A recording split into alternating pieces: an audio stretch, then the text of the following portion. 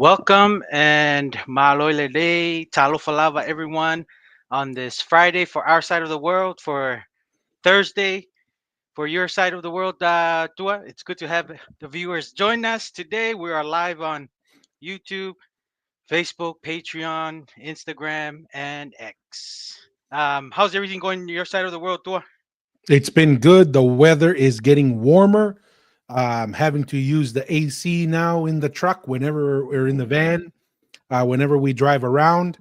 And that's in San Antonio. And as the viewers know, we're relocating the Polynesianized podcast headquarters to the entertainment capital of the world, Las Vegas. Oh, yeah. And it's only Sin getting City. warmer over there. Nice, nice. That's cool. That's cool. Tua. And closer time zone, huh? With us. Yes, that will help close the gap. It's a 2-hour improvement. So we'll pick up 2 hours in the time differential. So that'll make a big impact on the timing for our shows. And so we're excited. A lot of positive things from the move. Shh, can't be angry about that or mad about that. More positive, more positivity is always good. Now everything is going good on this side of the world. It's really rainy. Mm. For everyone that's not in Auckland, New Zealand, really rainy here in Auckland. But it's good. Auckland apparently has been having a lot of drought, so it's good. Ah, We're having this rain. Yeah, it's been pretty dry here in the last few months, so it's good to have the rain. But yeah, everything's going well. how bad? Can't How bad complain. is the drought over there, Masi? I guess for New Zealand standards, it was pretty bad because New Zealand usually gets a lot of rain, Mm. but it was up to a point that the dam levels were getting really low.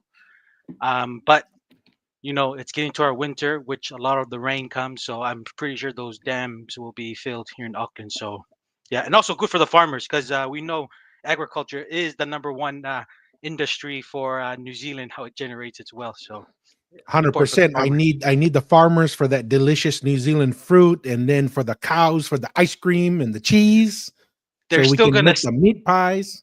I was gonna say to it, they're still gonna sell on top of that 10% tariff Trump put on the The whole global, world. the whole world. So 10% in New Zealand is really still good because it's not like the 20s, 25 like some of the other countries. Yeah, and I mean, China, I think is like 55 or 65 Yeah. when you add the fentanyl and the other Yes. additional tariffs that Uncle Donald is putting on them. Mm. So, looks like we have an early comment here. UTOL says, "Malo kautama." Welcome to Malo, the show, Malo, Togo. UTOL, Malo. We have a interesting lineup for today. So really interesting topic. Hey, Nelly, thank you. What's Welcome up, to the Nelly? podcast. Um, we're going to talk about a topic that I think is very misunderstood. I think, Masi, right?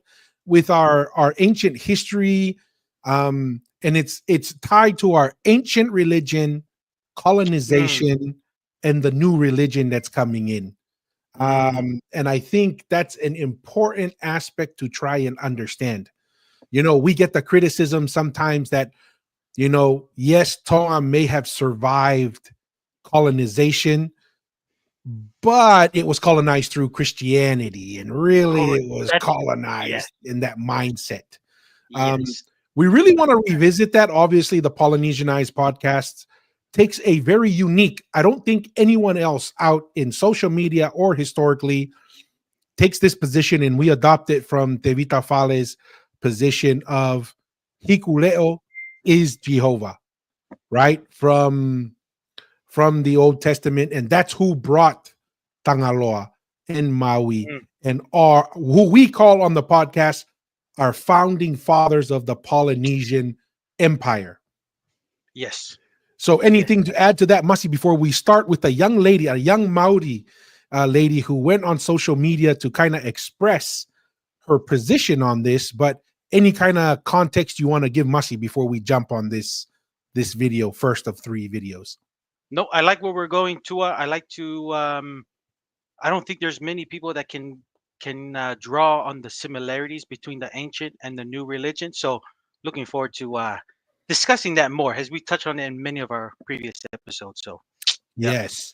So just kind of heads up to all of the viewers. So the goal is hopefully we can get through all of these.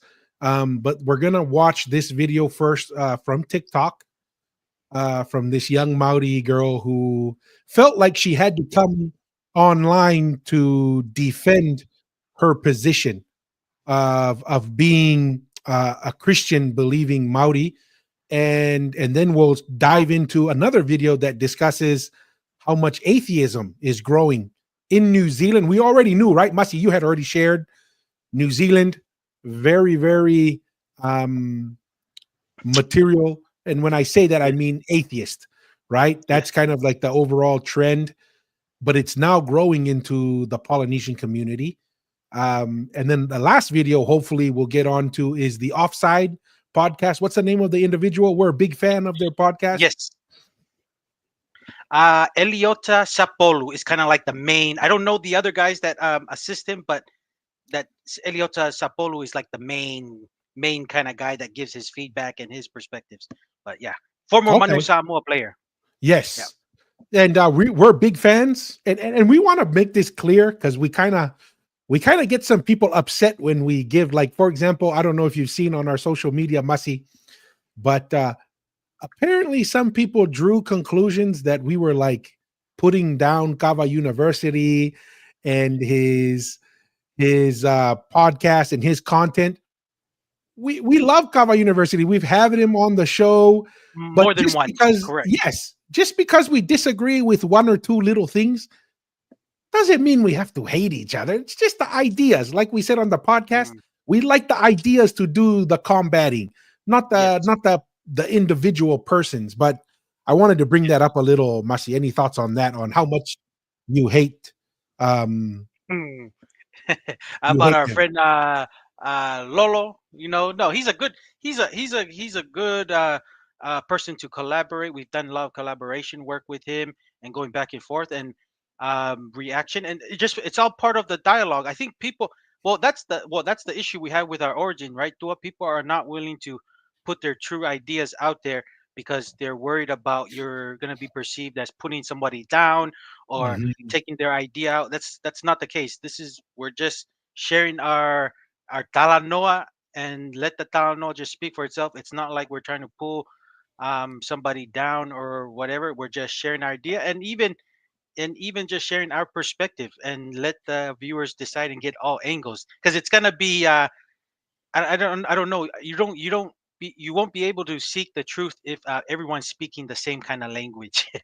You know what I mean? Because we're in 2024 and we as a Polynesian people we still haven't gotten close or even to the part of discussing our origins because everyone's worried about being perceived a mean person or putting down somebody else because you're withholding that necessary discussion. But that's where it is. It's no issues with Lolo, and we've already spoke with him many times, and he's the same. I would agree to it. Like he's the same as us. He's just sharing his Mhm. perspective, Lolo Tuyaki, and we're just sharing us, and we're just as fellow Polynesians, just trying to share our knowledge of Polynesian history through our lens, and we're just sharing it through our Polynesianized lens, and that's all. 100%. And maybe you know what, you can accuse us, and I'll get to that accusation first, but let's get through a couple more comments. All right, Polly Prince says malo Polly. tokowas, Yep. malo malo. Hello.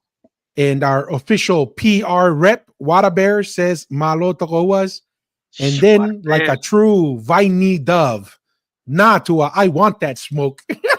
Ooh. Hey, and Water Bears, we're looking to hopefully do release a episode with another Vaini person too. So maybe you will know this person. So Okay, looking forward to it. awesome. Yeah, we do have some interesting some interviews, right? And some people Yes, coming up. So we're excited about that. And believe it or not, Mr. Atearoa has been working real hard to get some of the academics that yes, we yep, may not agree with their perspective on history, but we want to have conversations, right? When we mm, say we want the ideas to compete, or when they come up, it may not be directly on that topic, right? We correct, want people to come on, talk about what they want to talk about. Yes. If there's an idea that they say, hey, this is a really strong, really good idea, I think it can hold its own, we say Yes. throw it into the Polynesianized live digital kava session arena, and we'll Yes. see which idea crawls out of the kava bowl as winner. Yes. And that's what I've noticed too. Tua, you've always kind of have the open invitation for everybody, and that's kind of what we're doing here with academics or people who are non-academic that have their own personal views. Invite everybody and let everyone have a kind of say, and we'll just have a discussion. And it doesn't have to be right directly maybe at their origins, but it could be a part of our culture, or reviving a certain aspect of our culture, and we can kind of just ask questions about that, and it will all intertwine. It's almost like weaving a basket, from the coconut leaves. You'll be weaving other things, and you'll talk about a little bit about history and about certain aspects of the culture. So yeah. 100%. We have Pua Waske joining us from Facebook. He says, Ofa Well, Togowa, keep up the good work, boys, and teaching us about our culture. Ofa, always. always. Malo Pua. Maopua, and you're doing a good job with your guys podcast that you guys doing with culturally rooted, and I tune in with that too. So Yes. I was just about to malo say pua, that. malong awe. Yep. Mm. Big props up. It's as Pua and them know, it does take, I've been somewhat surprised in the amount of time and energy it takes to do a podcast. I think I underestimated it. But it's worth it. But it is an investment of time, and it takes some dedication to it. So I have a newfound appreciation for content creators. Right? I used to think, Yes. oh man, these content creators, they just go do this silly stuff. No, it takes time and energy. It is a skill, and it is an investment, because it's not easy to Yep. do so. All right. With that being said, let's jump here and listen to our sister here from the Aotearoa and what she has to say. And I'm clicking on the wrong screen. Sorry. We need to No go. worries. I don't believe in God because of anything anyone's told me. I believe in God because I had a personal encounter with Him. Anyone who believes that Māori have been brainwashed into believing in God doesn't actually trust that Māori are powerful and we carry mana. We understand what we're doing when we choose to follow Christ. You are welcome to disagree, and you are welcome to your beliefs. I don't. Very, very interesting. So she's being Well, attacked for believing in God as a Maori. Thoughts, wow. Mashi? Interesting. I'm not surprised that she's being attacked. Like I said, it's been a trending that's been happening in New Zealand for a while. Non Remember, we're talking, and the census even showed that people who are just non-believers at all at any faith, that was the majority of the country. I think it was like 60%, and the minorities were Christians, and then Muslims and all of those faiths. And probably a big part of that is the majority. I don't know if I break it down, but I wouldn't say the majority, but it's either neck and neck, 50-50 in the Maori population, or maybe one is higher than the other. The Maori population, our relatives within the Polynesia, is you wouldn't be surprised if they don't even believe in uh, in God the Father and Jesus Christ. So Hmm. they, and not only that, it's they've taken. It looks like if she's being attacked, she's probably being attacked greatly because they're in a position that they really are advocating to deny. You know, to deny that there is a God or there is a Savior. So that's pretty. That's another level. There's people who just don't believe in God and just carry out their own business and just let people do. But it's another level when you don't believe in God and then you're looking to attack somebody who's a believer. So, that's another step. Like that's another step in the wrong direction, Tua. That's what I'm trying to say. Yeah. So that's just my belief, Tua. I don't know if you had anything to add. So basically, what you're saying is, like Saul, who became Paul, and Alma the younger, the angel said, hey, if you want to not believe, that's fine. Go and not believe. But don't go around killing people, and don't go around destroying other people's faith, because, like you said, Mm, that's a further step in the wrong direction. Mm, right? And mm, so that's very interesting. Yeah, I thought it was interesting because the Maoris are one of the few cultures that we have witnesses or accounts of the early Maoris having, if you want to call it visions, or if you want to call it prophecies of Christianity coming, mhm, of certain Christian, of basically saying there's a new religion coming, and that's the religion we need to embrace. And so mm, it was quite shocking to me, when you hear people like this who say, like she has on the top there, right? yeah. You're not a real Maori, you've been colonized because she's Christian, Mm. right? Unfortunate. Unfortunate, but here's something I like to do, and it's kind of like a I don't know, maybe for those sophisticated and educated people, maybe it's too simple for them. But for me, I take it, I say, okay, let's forget that I'm Christian, and let's just say I'm going to take that approach, because basically what they're saying is, because Christianity was introduced, and we'll just call it Christianity, the new religion, Yes. from Westerners, then therefore you've been colonized. Yes. That's the The common thread we've been getting. Correct. Yes. Yep. So the basic idea is this: anything from the West is bad, Mm. right? So what I would say for when I hear that: education's bad, cell phone bad, Don't wear TV any bad. clothes. Don't wear any Yes. clothes. Don't do any of those things. You better be living off the land. Oh, No technology, no oh, nothing. tao bala and terefua. Eh? And then Mm, and then I would still disagree with your position, but I would at least say, you know what? I have respect for you because you live what you believe, mm, right? mm. So that would be the biggest concern that I would have. Yeah. And No. go Yeah. ahead, Oh, go Masi. ahead. Sir. No, I was No, gonna say oh, that. hold on, Masi. We have to make a introduction here real quick. We have another guest that will be joining us for the live show here very shortly. And it's Okay. Mr. Maui Tekelangi is gonna join us. So we're gonna add him real Oh, quick. nice, nice, nice. Let's No, see that's right good. here. Oh Oh, whoa, yeah, whoa, special way. guest. I'm joining you with Boba Fett, the bounty hunter, and Darth Vader. So you know Darth I'm Vader. at Lee's house. Okay. Good to have Oh you. Good to have you with your company. yes. Well, welcome to the show, Mr. Maui Tekelangi. Want to do a quick Mm, intro and let the viewers, you've joined us before, but it's been a while. mm. Yeah, I've been visiting Utah. Still in Utah. Be heading back to the Rock Kingdom of Tonga / Kingdom of Tonga in a couple of weeks.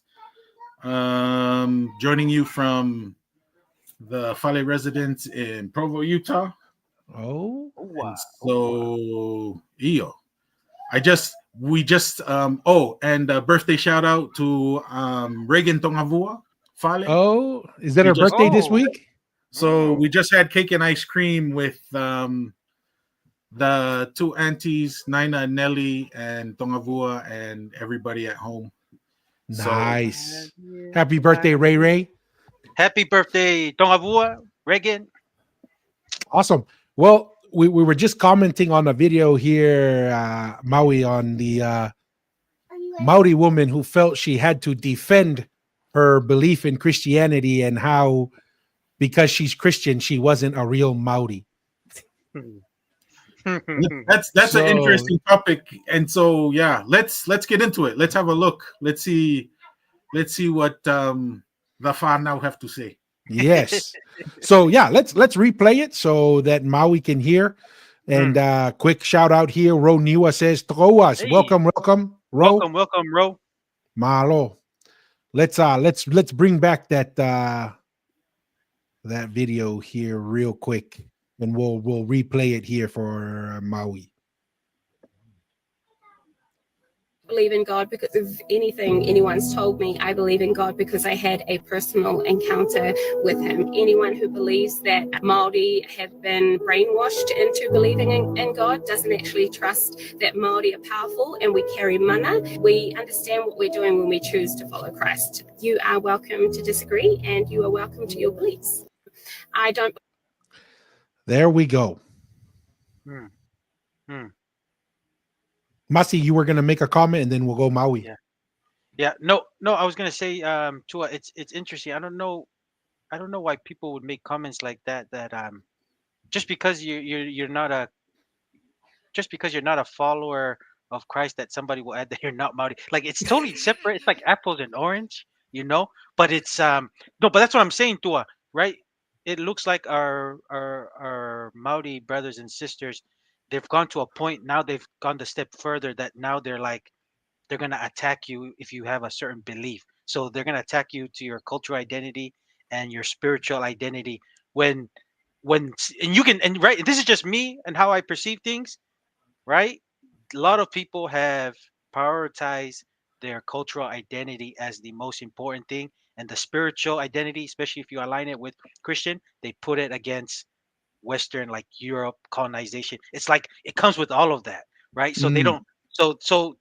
When somebody speaks and attacks somebody like that, to me, it just tells me what they prioritize. And if you prioritize that thing, hey, that's just your opinion. It doesn't mean you have to take somebody's cultural identity, because that's not the most important thing in their mind. The important thing in their mind is their spiritual identity, being a follower of Christ, and there's nothing wrong with that. So that's just my take over there. But right when you right, but that's the thing, right? To me, this is just my opinion on this.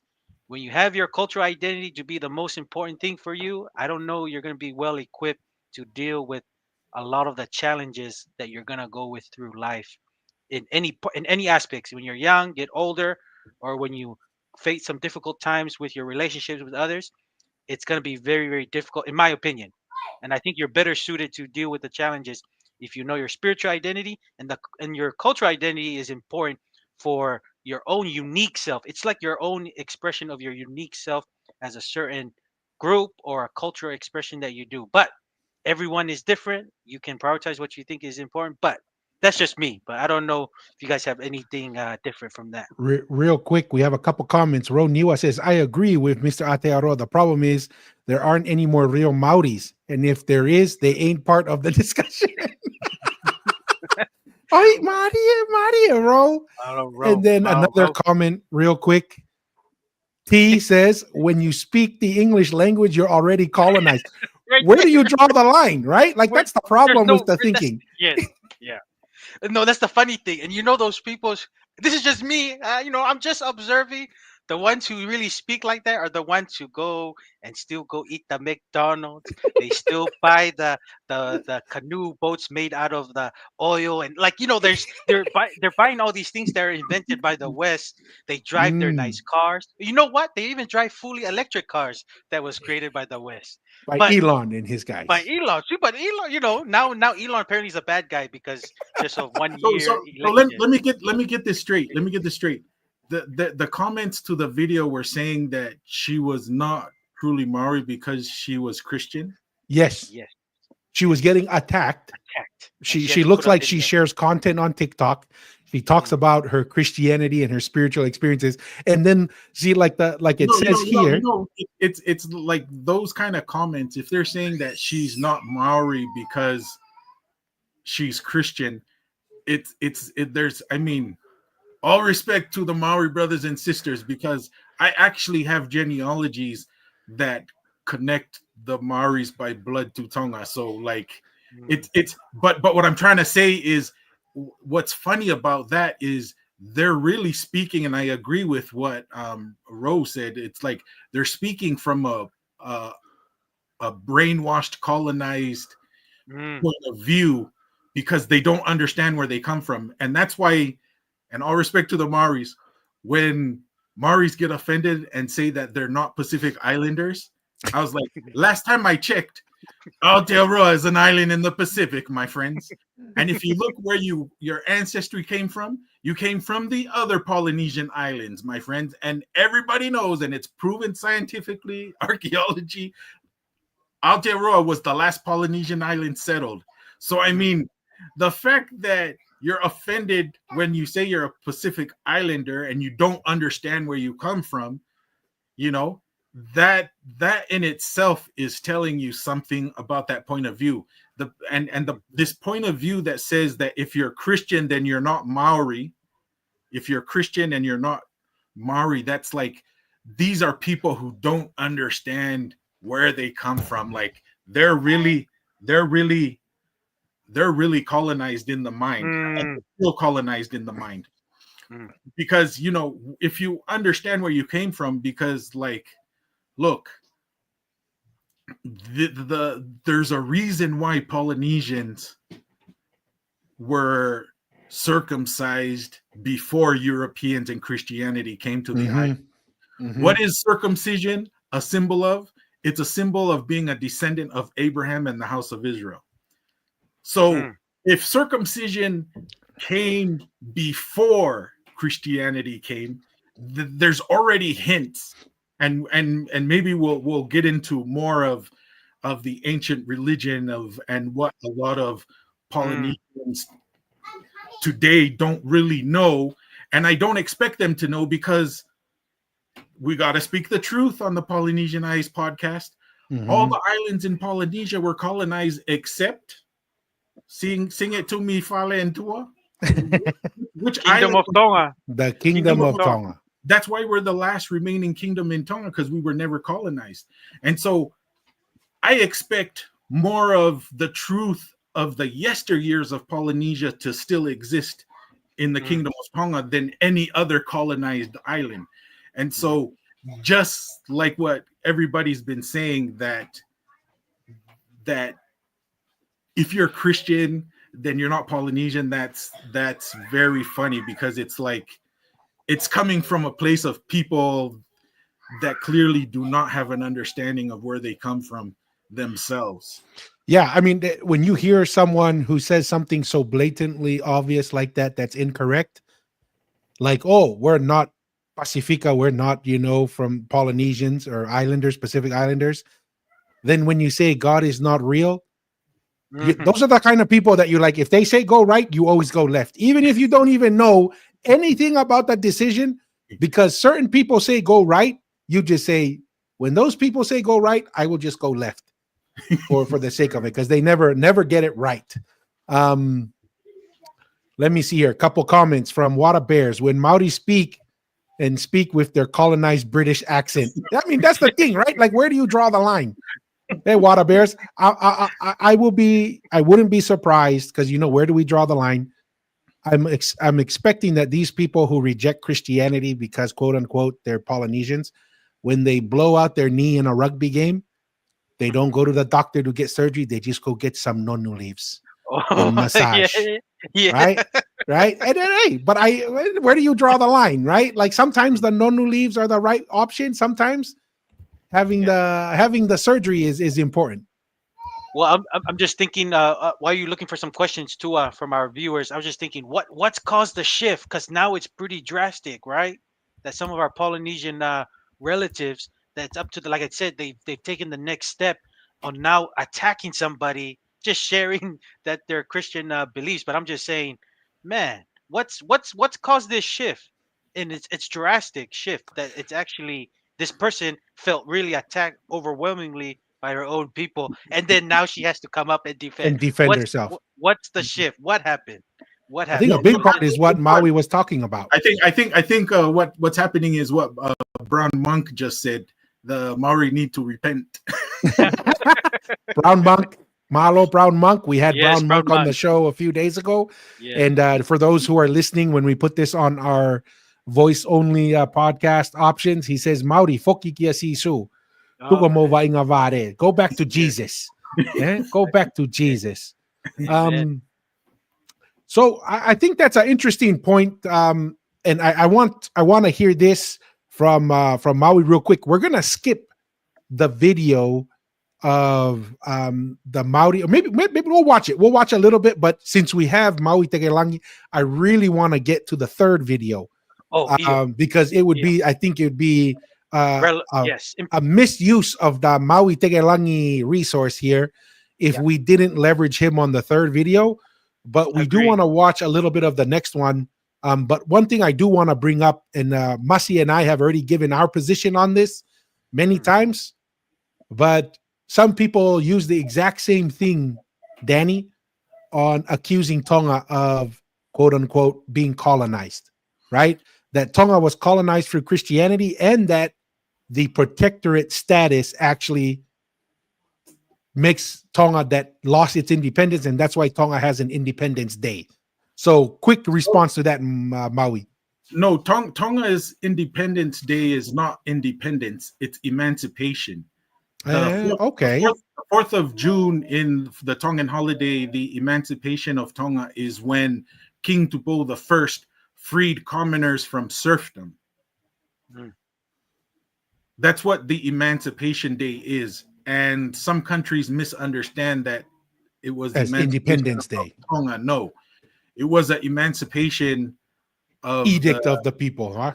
Yeah, of serfdom from the colony people, and that was done in 1863, I believe. So that emancipation even preceded the Tongan Constitution.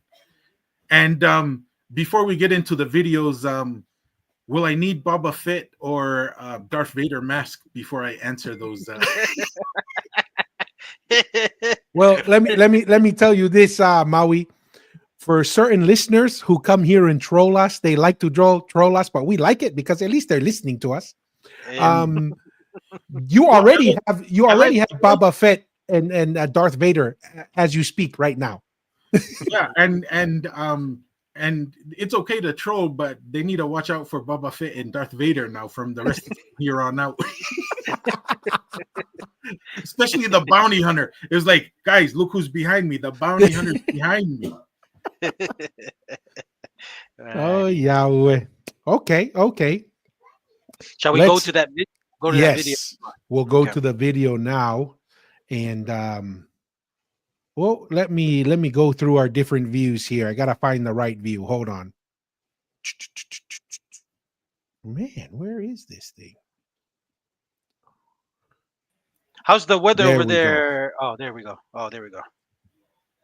It's gotten a bit cold yesterday and today, but I hear it's gonna start warming up because it was warm last week. Yeah, it's gonna be back 70 degrees Fahrenheit next week. Nice. Back to good weather on that. Yep. All right, so this one's on the Maoris. Over the past couple of decades, something big has been happening in New Zealand's religious landscape, especially among the Māori people, the indigenous people who since the early 1300s have lived on the islands of Aotearoa, now called New Zealand. In 2006, about 37% of Māori identified as having no religion. By 2018, that number had jumped to about 54%. At the same time, Māori affiliation with Christianity dropped from 46% to under 30%. In other words, as Christianity declined, non-religion rose at almost the same rate. Now, when people think about atheism, they often picture vocal secular movements in the West. Think Richard Dawkins or Christopher Hitchens, the so-called new atheists. But this frames atheism as a predominantly white and predominantly European and American phenomenon. However, around the world, indigenous peoples are increasingly identifying as non-religious, often at higher rates than the general population. In New Zealand, Australia, Canada, census data shows a clear trend. More and more indigenous people are stepping away from organized religion. But this phenomenon is woefully understudied. Sociologists, by and large, have not been paying enough attention. So a team of researchers at Victoria University in Wellington, New Zealand, set out to understand non-religion within Māori communities. What they found was that for many, Māori atheism is often tied to colonial resistance, rather than just personal disbelief. As in, for many Māori atheists, rejecting religion, and particularly rejecting Christianity, is not just about intellectual skepticism or the lack of belief, but a politically motivated position pushing back against colonial oppression and asserting Māori identity. Pre-colonial Māori culture was rooted in a polytheistic worldview that saw the divine, human, and natural worlds as inseparably linked. While they're culturally distinct, the Maori people shared traditions with other Pacific Islander groups, who trace their ancestry to a pantheon of around 70 gods, known as Atua. But these Atua are not distant, abstract gods. They are kin. All Atua are siblings who descend from the primordial parents, Ranganui and Papatuanuku, who gave birth to a range of deities governing different aspects, like Tangaroa, who governs the ocean and all marine life, and Rongo, the Atua of peace and cultivated food. Humans are genealogically and biologically connected to these primordial parents because they descend from the Atua. In other words, humans are not separate from the natural or supernatural worlds. They're fully integrated into an interconnected system where those distinctions don't really exist, and the Maori people built tribal societies consistent with this worldview, which is referred to as Te Ao Maori, a holistic way of understanding the world that emphasizes key aspects such as whakapapa, or genealogy. Everything is connected through ancestry, from humans to Atua to animals and to the natural world. And this worldview was the backbone of the Maori way of life until European contact. Any comment on that? That comment right there, connected to genealogy. See, that's when you know I'm a real Polynesian, because that's exactly what I said before we even saw this video. That you cannot give a truly authentic Polynesian perspective if you don't understand. The first thing any Polynesian needs to know is like where you come from, and that includes genealogy. And that's why it's so funny when you have Maori saying we're not from the Pacific Islands, and I was like, let me check your genealogy and I'll tell you exactly which island you came from. And so that's so I appreciate what this video is trying to say, but when they spell the Auckland wrong at the beginning of the video, it's already a warning flag for me. It's like a red flag. I was like, don't believe everything this video says. Mr. Aotearoa, any comments on that? No, just more of the. Now that I see some of the stats, I'm not surprised that that was 2018. Say how there was actually quite a few Maori over the 50% that actually don't believe in Christianity. Is that correct, Tua? From what I saw, yeah. Right. So and then not only that, it's a trend, right? It's with growing. the native population in Canada and also the Aboriginal, Australians. the native people in Australia. So, it's I think Monk already mentioned it. It's just turn back. Hopefully you can be able to and you know what, just to bring it with a lot of the social issues, maybe that's and a lot of the social issues are affecting those people probably the most, right? When you're talking about a people that's been very spiritual and then it's kind of gone to a place that it's like they're trying to seek some other inspiration that's probably not a spiritual sense. It's leading to social chaos because now it's in a social decay, and look, it's getting worse because things are not getting better. No. I mean, that's the honest truth. It's not getting better. So that's what my thoughts are just regarding those statistics that I was looking at. Maui, looks like you had something to say. No, and just to go along with what Aotearoa is saying, it's Mr. Aotearoa is right, because what's actually happening in the society in Aotearoa is, when I'm talking about the Maori society, there's definitely a decay going there, and they're trying to figure out who to blame. And you can easily see that the traditional way of thinking and the traditional values are no longer there. It's kind of like a mix of these Western values, which is very materialistic, but I don't want to put down Western values being all the way materialistic, because a lot of these Europeans that came to New Zealand, like, they came under the flag of Christianity and religion, and so under the flag of Christianity and religion, and so I think it's correct that what the video is saying, that they're trying to reject Christianity as kind of a form of protest against colonization. But see, this is where I think the current Maoris kind of missed the mark, in that they're not seeing the connections of what Christianity had with the tradition and ancient religion that Polynesians had. Because that's why Polynesians in all the islands of Polynesia recognized the values, recognized the similarities, and then when you dig deeper in history and the culture that is maintained, you can definitely see that there is some sort of connection with the ancient world in the Isles of Polynesia, in the traditions. And I mentioned one, which was the circumcision, which was practiced throughout the islands until the early missionaries came, and then some of the islands stayed away from it, didn't practice it any longer. But traditionally, circumcision was practiced in all the islands. Not 100%. And I apologize, guys. I haven't eaten today, so I'm eating as we go. This is my dinner and a podcast. No worries. You're like a true American. Yes. Eating on the go. Eating on the go, fast food. One of the things on the video that stuck out to me, and it reminded me about Mr. Atearoa's comment, the drive for the rejection of Christianity is not a individual commitment, as like the young lady who said earlier. She said, I believe in God because I had a personal experience with God. We noticed that in the video, what the respondents were giving in the study was, it was a political statement. It was a political statement to help them resist. And therefore, and what I find ironic is they're fighting against the colonists through the methods and the means that is fed to them from the academics who are the colonists. if you want to use that logic. So I find it kind of ironic that they're using the playbook of the academic, which is a colonized tool through their definition, because we're big proponents of education. It has its value. But I found that kind of ironic that they're rejecting it in that manner. And that's exactly what's going on, because what a lot of the Maori don't understand is that the way that they're going about to protest these things, it's a very Western way to protest. It's not a Polynesian way to protest.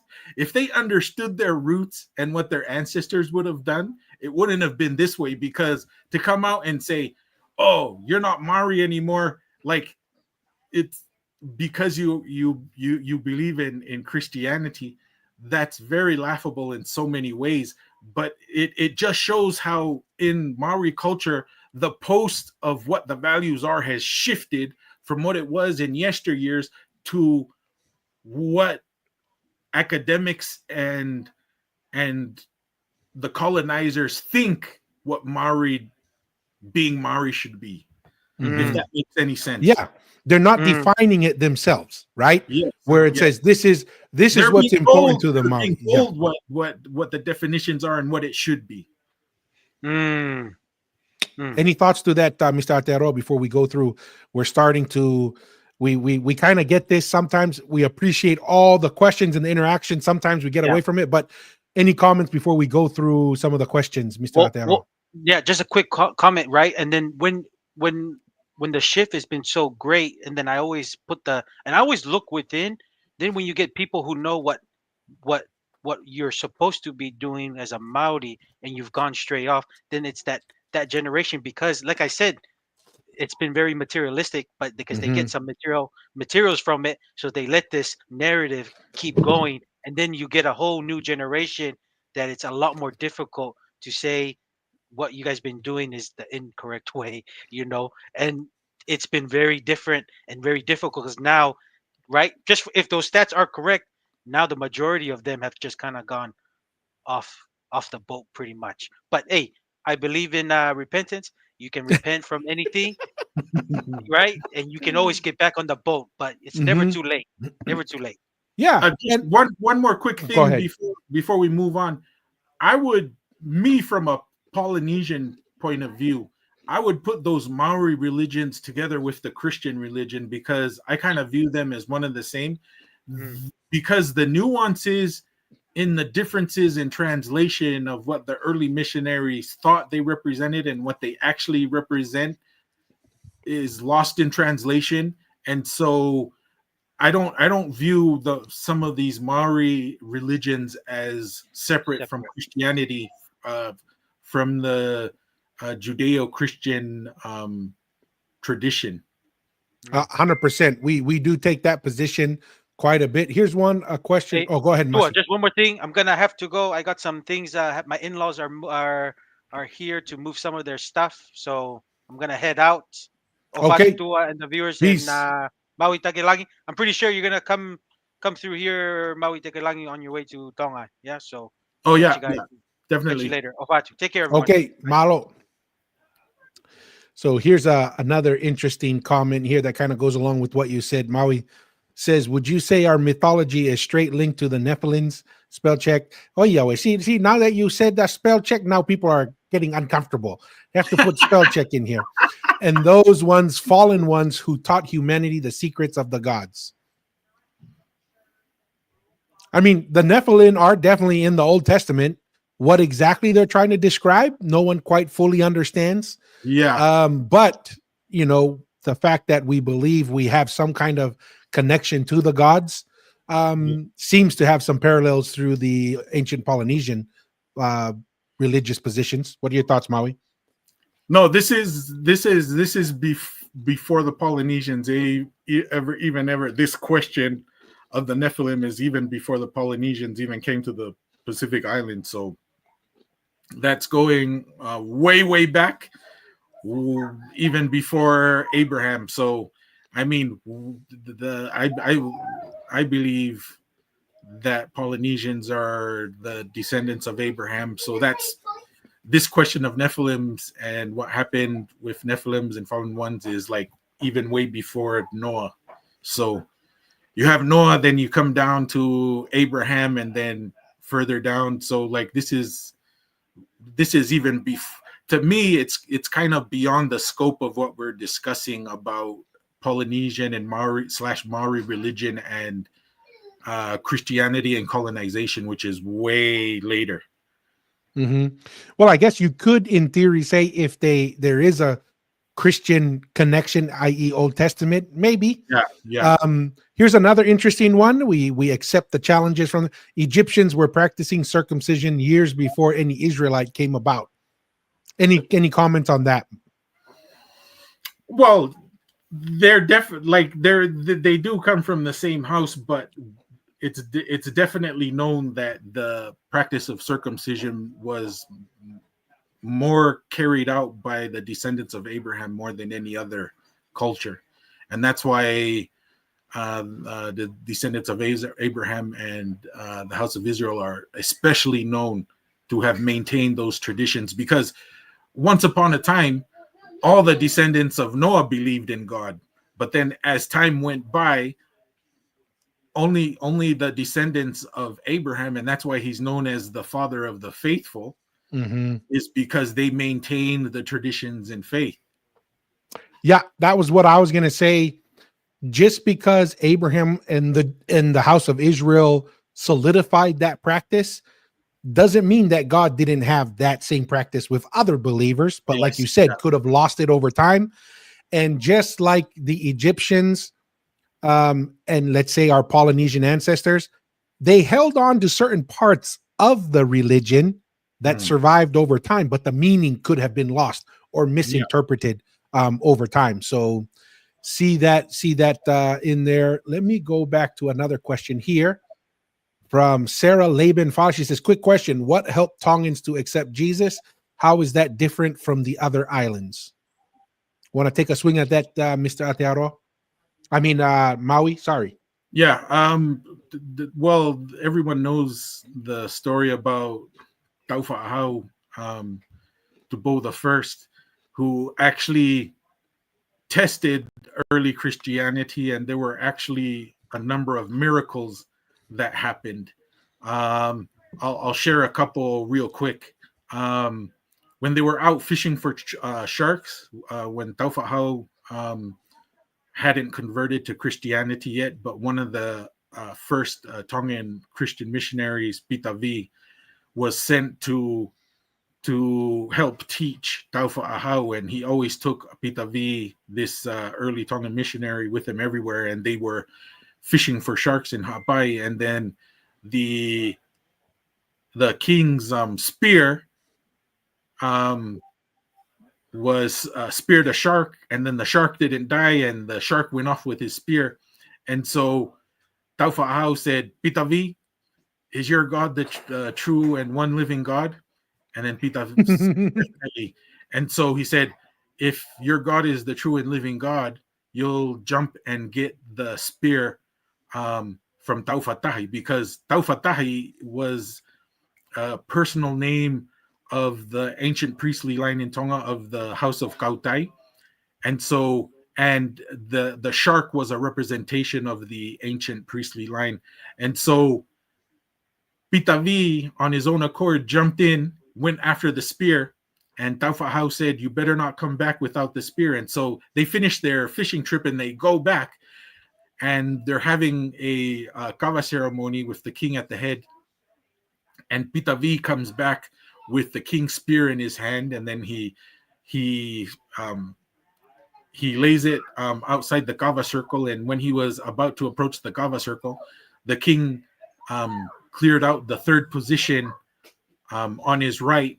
And so the missionary sat down there. And so in the Methodist tradition and most Christian traditions in Tonga, the clergy take that position when the traditional chiefs who own that position are not there present personally, are not present there, then the clergy takes the third position in the kava circle next to the king. And so that's one of the miracles that happened. The final miracle that converted Tupo the First was after Pitavi returned the spear, and a couple of months later, they were walking on the beach at low tide with the missionary, and the missionary was holding an umbrella over the king's head to block the sun from the king. And they were talking about God, how God is all powerful and almighty. And Taufa Ahau told Pitavi, the most powerful thing that I can acknowledge and have experience with and understand and believe is the ocean. There's nothing more powerful in the world than the power of the ocean. And mind you, it's low tide, and they're walking on the beach. And so as they're walking, the king walks out on the sand flats in Hawaii, because everyone knows the islands of Hawaii are known for their sandy beaches. And the nickname for the Hawaii group is actually the Sands, or Fo'i'one'one.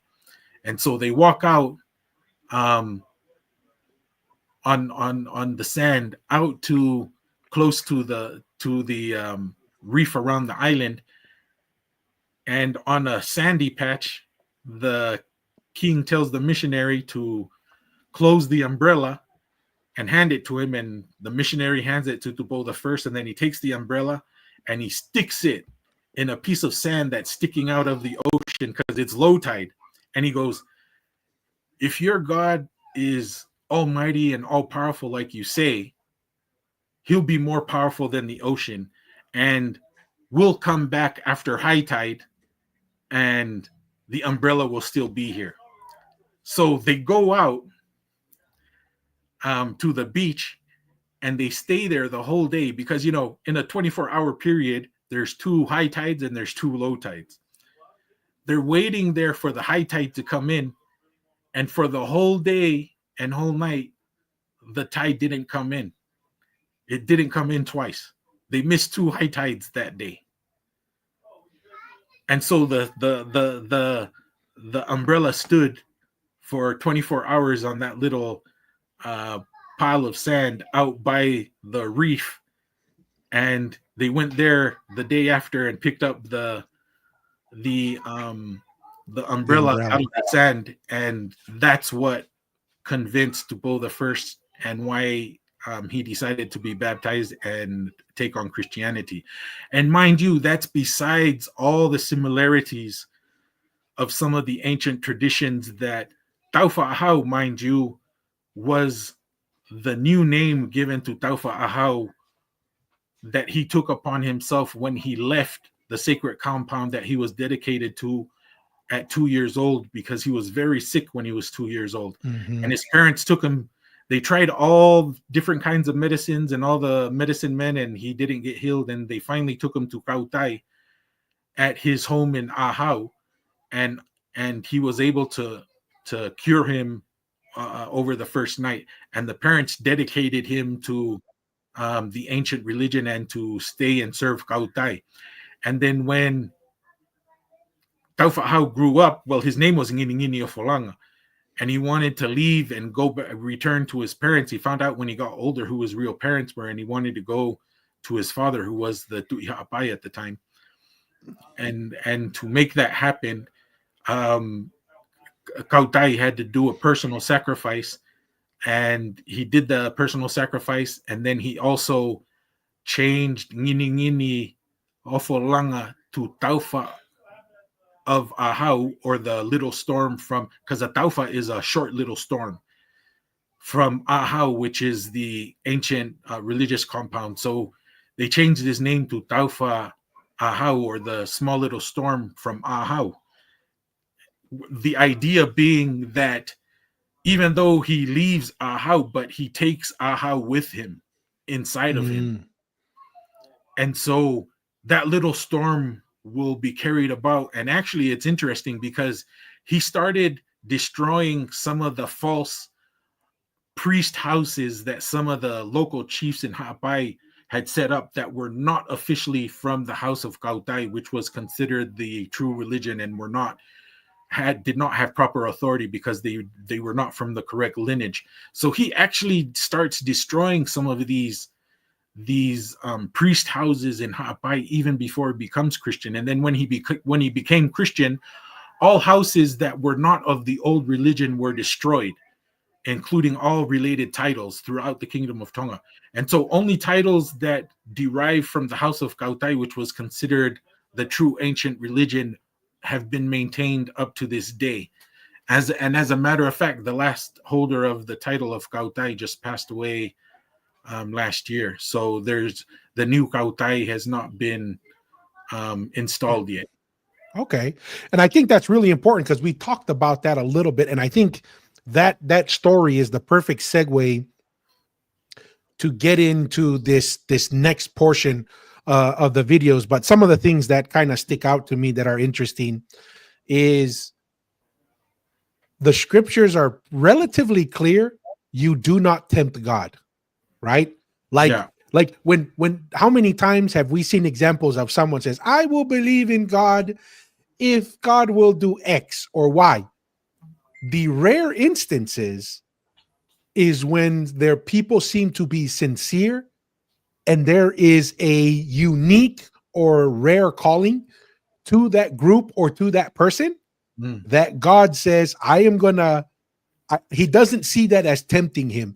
He's actually seeing that as a sincere engagement, right? Yeah. Into truth. And so I find that very interesting that in Taufa'ahau's situation, it wasn't seen as tempting God, and God actually responds very favorably to that.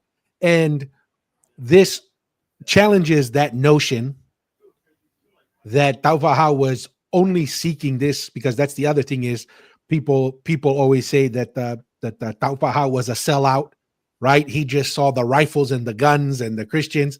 He was a sellout, and that's why he did it in Christianity.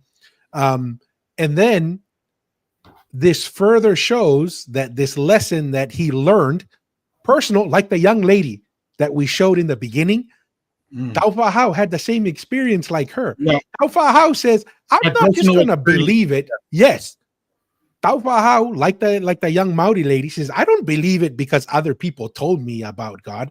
I believe it because I had direct personal experience with God. And that's why I believe in God.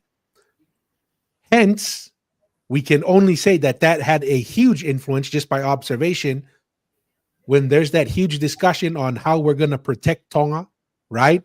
Which superpower or which of the powers in the world, Taufa'ahau had already learned there's only one power that is supreme. Yeah. And tested it multiple ways.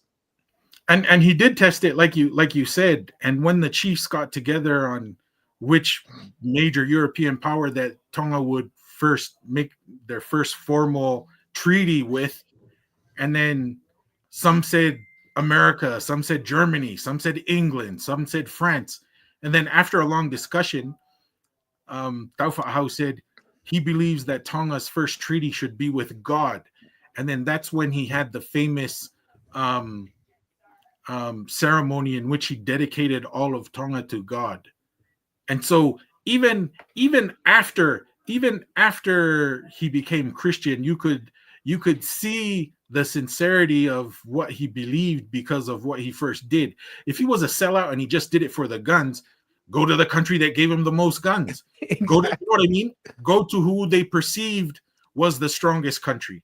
And it even after they dedicated Tonga to God and they were thinking of what the flag of Tonga should be, some said, we should some of the chiefs in Tonga said we should put a bear because the bear is the biggest and strongest animal. And some said it should be the lion. And then some said, no, we should put the swordfish because the swordfish is the mightiest fish in the ocean. And then eventually Taufa'ahau again said the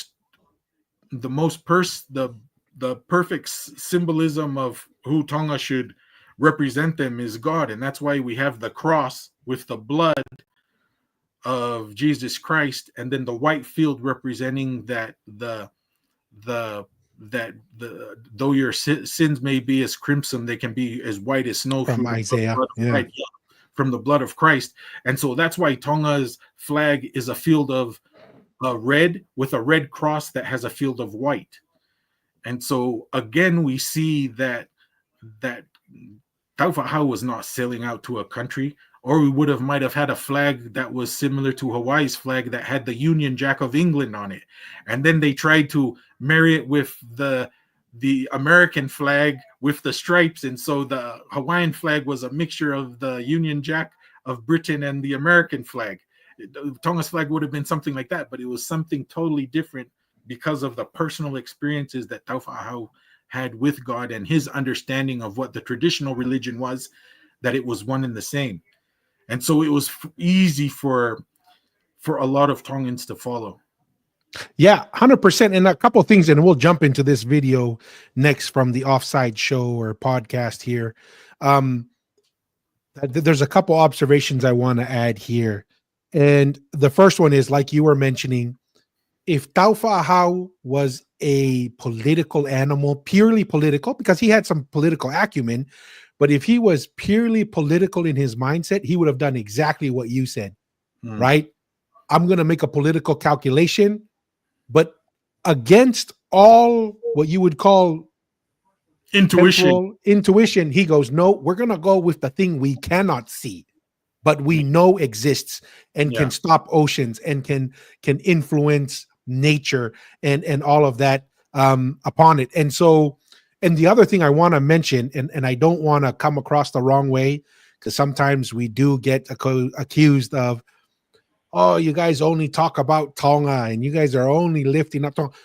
We're just trying to speak as objectively as possible with this context. Tonga's ability to maintain its independence is not purely something that quote unquote Tongans should only be proud of, right? We believe in the Polynesian nation. We haven't asked that question of Maui, but Masi and I have discussed this. We believe in the Polynesian nation, the Polynesian Empire, right? Civilization, whatever you want to call it. And the fact that a portion of our civilization survived colonization, that is something that every Polynesian should be proud of, right? Because that's something that our group, our people, through the religious understanding that they had in their faith, the political understanding, and all those things combined, it just so happened that Tonga, or Tongatapu specifically, was the capital, that all things flowed there, and there's certain advantages of having that.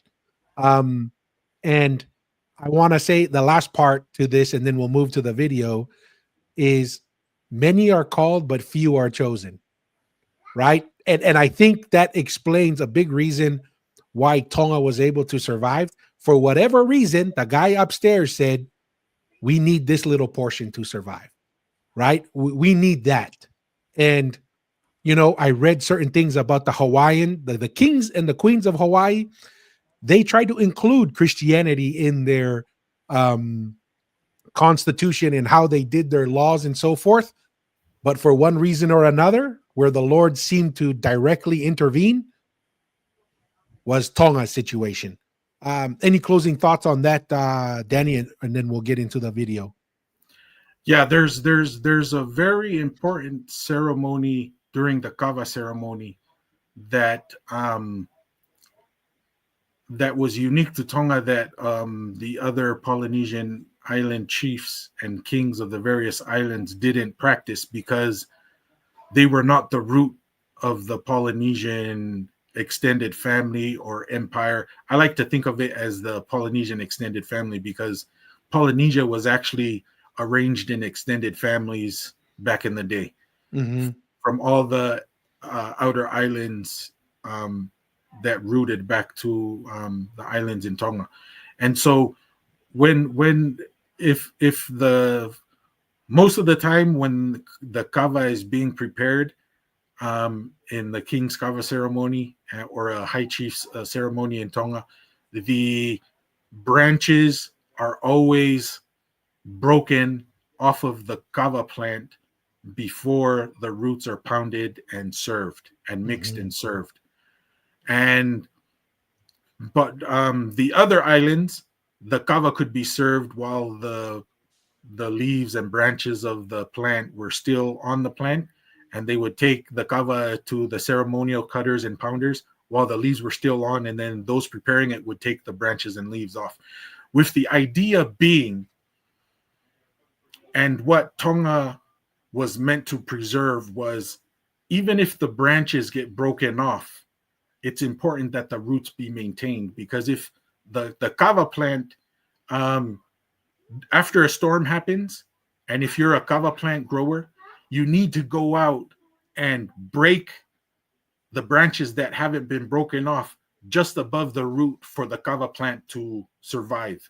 Because if you have some branches that are still sticking out after they've been broken after a storm, it will rot all the way to the roots.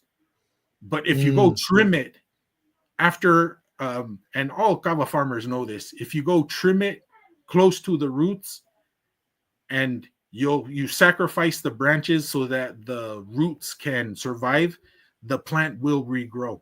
And that's what I see happen to the Polynesian extended family. A lot of the branches were broken off because of a huge wave and storm from Westernization and Europe, but the roots have survived.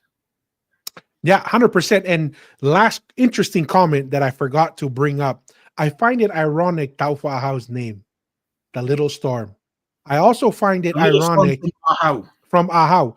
I also find it very ironic that Kautai saves him, right? Cures him. Then he makes a sacrifice. Then he feels like what that oddly resembles Samuel, an anointing of a king. It is oddly very similar from when you hear the story and you hear the name, the little storm that will go out of Ahau. And what does a storm do? It breaks off all the branches. It goes and it mixes up the whole situation, the whole, typically accepted status quo. And when you have that shakeup, there's an opportunity for something new to be reborn of that. So I thought that was kind of interesting. And so we see that God still works in similar patterns. He still works the same way. Yes, not 100%. So this is actually perfect for this, because these three videos are all kind of going along a certain thread. And I think you quoted it very well earlier, was this. they're all quoting and viewing Christianity or the new religion as foreign and as invasive, like an invasive species, and that it was a purely negative impact. And we're gonna watch this, and this is a reaction on the show, and I want to repeat this because we're gonna get people who say, "Oh, you guys hate this gentleman's name." I forgot his name. Masi knows his name really well. Manu Samoa, rugby player, has this podcast. We support their show, but like we said, just because we disagree about 1 or 2 points doesn't mean we don't like the people. Come on, we're human beings. We always disagree. So I'm gonna preface that for people out there who are gonna try and say we're trying to cut down people and so forth. But this is directly aligned with what we were talking about in the first half of the show, Maui. A video that was sent into our group chat. Yes, we're jumping back into the Christian bag. There was a video that was shared on Breaking Waves podcast, which is Hannah's podcast, and it's the Choosing Faith, Tonga, Christianity, and Decolonization. Shall I play the whole video, or you just tell me when to stop and then? Yep. It's not that long. It's a snippet. Being a teacher, I always like to unpack the word or the meaning of, and the word decolonization means to become independent of the colonizers of a place. First and foremost, Tonga wasn't colonized, but there is debate around the fact that the Christian influence was a sense of colonization. But if you think about it in the history of our Tongan introductions into Christianity, it was a choice made, and our king chose Christianity. It was no enforced process or transaction that occurred. So we've got to be really careful of the use of those terminologies on specific Pacific groups. The blanket approach of decolonization, I get it, but when I speak from my Tongan spaces, we weren't colonized. We've never had to get independence from anybody, and we chose Christianity. And we chose it for very. Pause it before we hear his response. Do you have any objections to anything she said or so forth before we get his thoughts here? Yeah, like I've kind of mentioned before, that it's this Western born thought of decolonization. It all comes from academia. People in the Pacific Island studies academia space that think that Christianity was a form of colonization, which is true to a certain extent, because wherever the missionaries of these Western countries went, then the politics followed after and colonization. But like I kind of mentioned, the situation of Tonga was a little bit different, was because like attracts like. Mm-hmm. How leaders in Tonga, the priestly lineages of the ancient religion, saw the similarities of the ancient religion and the new religion, and they considered it one and the same. When they understood, I mean, the early Wesleyan missionaries in the early 1820s even wrote down certain religious ceremonies that Tongans practiced, that if I were to quote here, they would be saying like, that's impossible. That was a European influence. Yeah. I was like, this was an observation of the first Christian missionaries. Yeah, like George Vason especially was very clear. Yeah, he said there's many ancient Israel practices that I see among these people. And even the belief in the afterlife. Afterlife, yeah. George Vason, who was supposedly part of the first London Mission Society missionaries to land in Tonga in 1799, those missionaries didn't last too long. All of them left except George Vason, because he married the daughter of one of the Tu'iha Takalauas, and he lived amongst the people, and they him and his two close friends, they buried their third friend. And then after the ceremonies were done and they went out fishing with his two buddies, and they're like, man, I wonder what so-and-so is doing in Pulotu, which is the Tongan word for the spirit world. And then George Vason, who just wanted to test their beliefs, asked them, and he says, "You're speaking of him as if he's still alive, but we buried our friend last week." And then George Vason's two friends go through this long explanation trying to explain that every human has a body and a spirit, and the body dies, but the spirit lives on, and the spirit goes to a place called Pulotu. And the commentary of George Vason in his autobiography, when he gets back to Europe, he's like, these guys don't need conversion to Christianity. They already believe, they already have these Christian beliefs. And that's why there's this huge misunderstanding of the rest of academia of what actually happened in Tonga and why and how Tonga was converted. They don't know. Yeah, 100%. And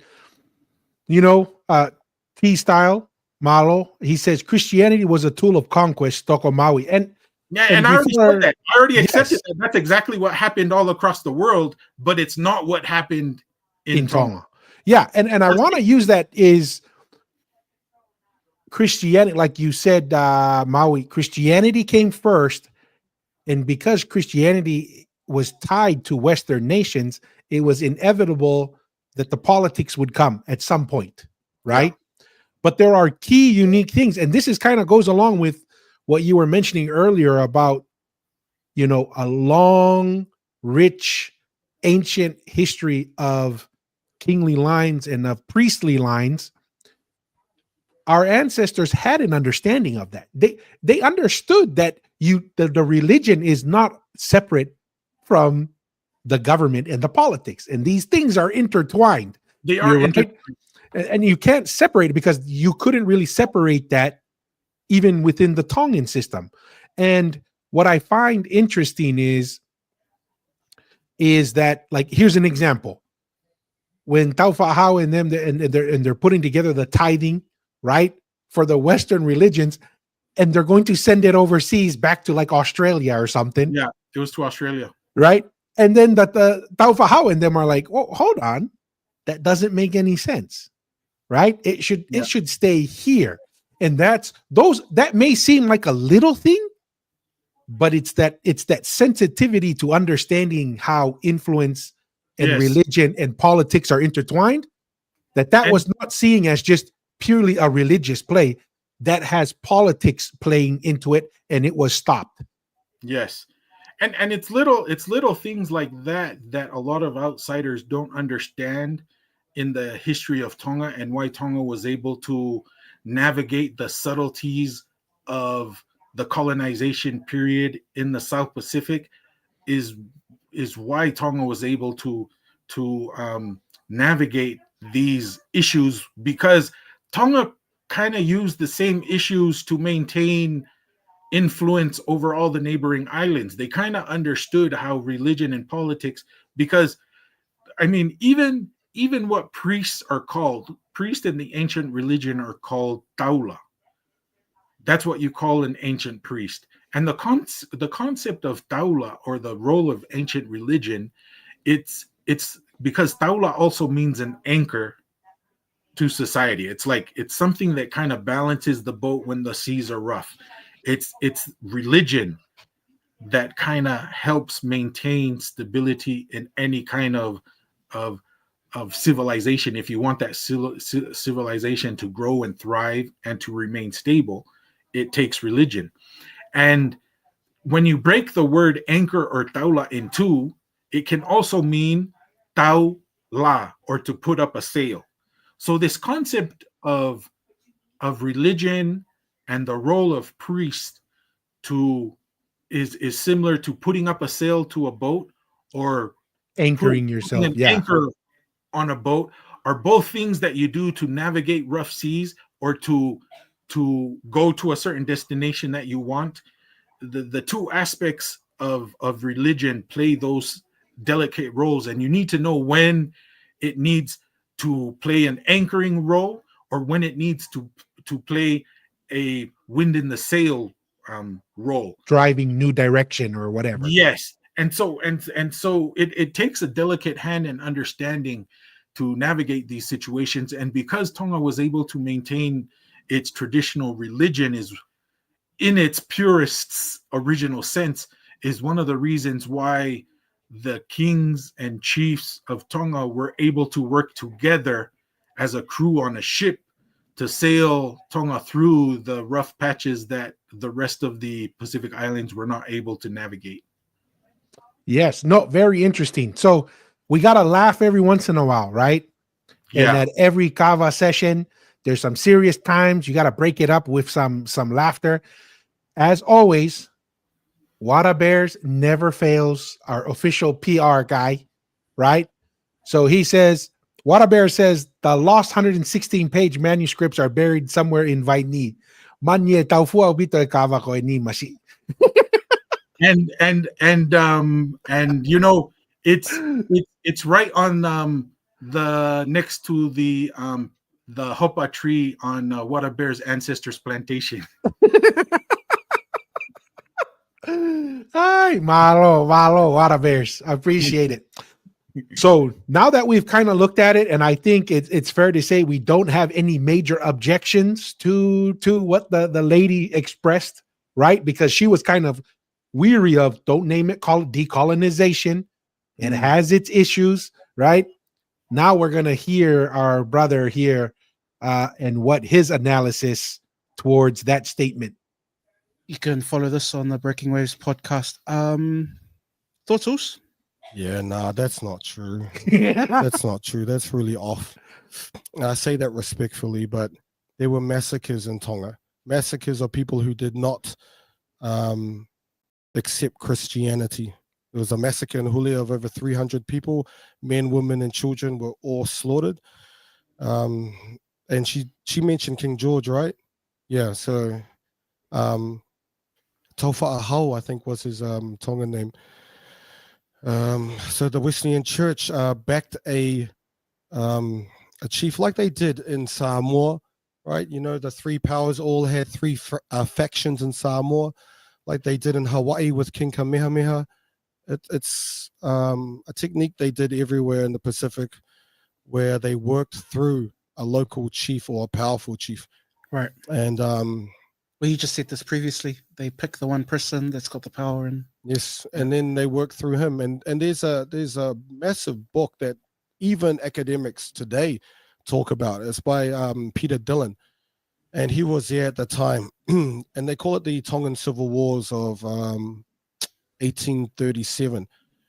And he was there at the time, and he wrote a massive criticism of what the Wesleyan missionaries were doing and how they were putting Tongan against Tongan. And he wrote how disgusting what they were doing in supporting and encouraging King George Tupou to do the most atrocious crimes and to murder his own people, all for the church. You know, there were times where he would say himself that I'm only doing this for protection of Christianity, you know. So, and what he was doing was completely massacring people. There was the 300 people who got massacred in Hule, and that was simply because they did not accept Christianity. And Peter Dillon wrote this. He wrote, all for the crime of not embracing a religion that already created more bloodshed and more cruelty than any other event recorded in Tonga. So he was saying the crime that these people committed was that they did not accept Christianity. So they had to be slaughtered. Okay. And he slaughtered men, women, and children. And that's in Hule. That's initial thoughts, Maui. Let me just say that the author of that book that he's quoting, that's what they say the war in Hule was about. But the war in Hule was not about Christianity. It was because the newly installed chief, Tu'iwakano, who is the chief of Nuku Nuku, and Nuku Nuku has a traditional fort called Hule. The people of Nuku Nuku threw their chief out. They rejected the traditional chief. They rejected their traditional chief, and Tupou the First was the, you know, he's gonna go. He was protecting the chiefs and the hierarchy of Tongan tradition. I mean, you it's interesting because some of the and what he may not, and what the history books may not fully show is that there were actually some Christians inside the fort.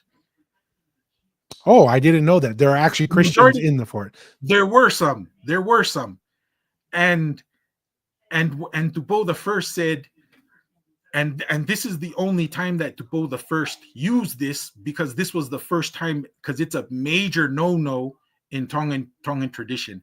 The difference about the installation of high chiefly titles, of high chief titles in Tonga and Samoa, what's different is the Ainga in Samoa have the final say on who the chief is going to be, but in Tonga it's the king who has the final say.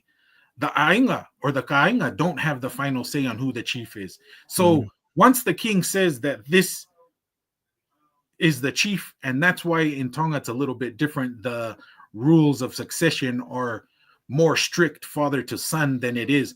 Only when there hasn't been Rare circumstance. only in rare circumstances. And the kava ceremony up to this day reflects when a title goes from father to son, it's buttoned down, or it's Whakamau, like you mentioned. Yeah. it's confirmed to that line, and the rules of father to son must go unless that line dies out. And then if a new person is installed, it's not going to be confirmed on that line unless the succession to his son happens once. So if it goes from brother to brother or cousin to uncle, it can hop around up to the prerogative of the monarch at the time. And so the fact that the legal monarch, the legal chief that was supported by the monarch to be the chief of Nukunuku and the war fort of Hule was not accepted by the Kainga was the main reason. Because it's basically treason. And Tupou the First even said, we're not going to let one person, anybody who's inside the fort, they were given opportunity to leave, multiple opportunities to vacate the fort. And when they came, when the attack happened, when the final straw was on the camel's back and the camel's back was broken, the camel couldn't take it anymore, then Taufa'au came with his armies, and he said, everyone, and some of the missionaries that were with Taufa'au, they went and rescued a few young women or so. Any Christians that they may have known or tried to convince them. Yes. Anyone they had influence over. And so they tried to say, like, oh, this person's a Christian, they're, you shouldn't kill them. And then Taufa'au said, no, I said, in the camp. Anyone who was in the camp, they're treasonous. They're going to lose their life.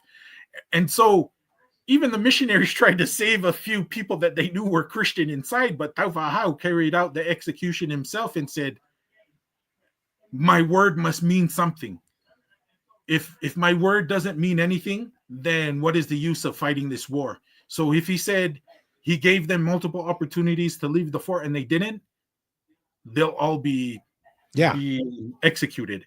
And so, yes, there was religion involved, but like I said, the details of it, these academics outside of Tonga are definitely going to tell the story how they see fit and how they think Polynesian. And that's what's funny about Tonga is you have these academics trying to tell Tongans what their history is, and Tongans are like, actually, this is what happened.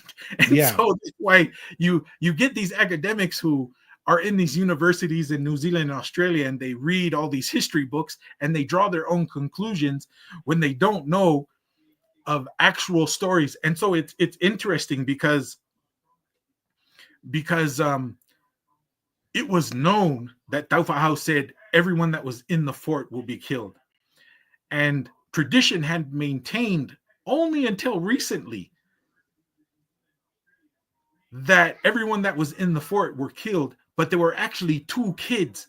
Their mother was able to throw them outside the fort and hide them in a bush not far from the fort.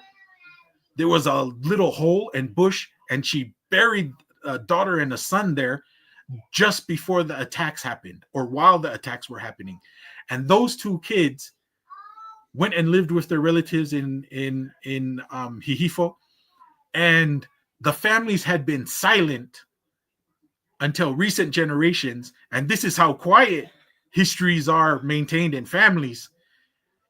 Everybody, it's like everybody in Hihifo and everybody who had relatives in Nuku knew, but they were quiet until what? It's like almost 200 years later. Then they start saying like, yeah, our ancestors were actually hidden and we've been quiet all this time to just pay respects to the king and not offend the king that two people that were inside the fort during the attack didn't actually survive. Yeah, because his declaration was they'll all be killed. Yeah. Which is, unfortunately, I mean, in the Old Testament, that's not something that's not unheard of, right? Well, and that's the truth. That's the truth of government and politics anywhere. Like, yeah. That was what I was gonna say. Is how is that only a Christian thing, right? When we listen to William Mariner and what he observed, right? Yeah, similar things. And I think, like you're saying, this is not a religious situation. This was a question about law and order. And, and at the time, the law was, this is your governor. And it would be no different if you rejected the governor and the law enforcement today, right? The federal government may come out and squash anything that's going on, and reinstate law and order. And so that's something that's really interesting. I also thought it interesting that guy he's referencing almost sounds like an atheist, like a non-believer. And then here we are kind of going along with our theme. We're now referencing academic atheists, that this is how you rebel, is to reject the faith of your quote unquote fathers, because it wasn't really the faith of your fathers. It was colonization. So the colonizers come and colonize you according to their minds. And then we're going to somehow believe they're here to decolonize us, when really all they're doing is recolonizing with a new idea in what they think we should be thinking. That's exactly, you're kind of rephrasing what I've kind of tried to describe before. It's like they're using Western methods they're being told how to decolonize from a Western point of view and their understanding, and from the Western perspective of what decolonization should be.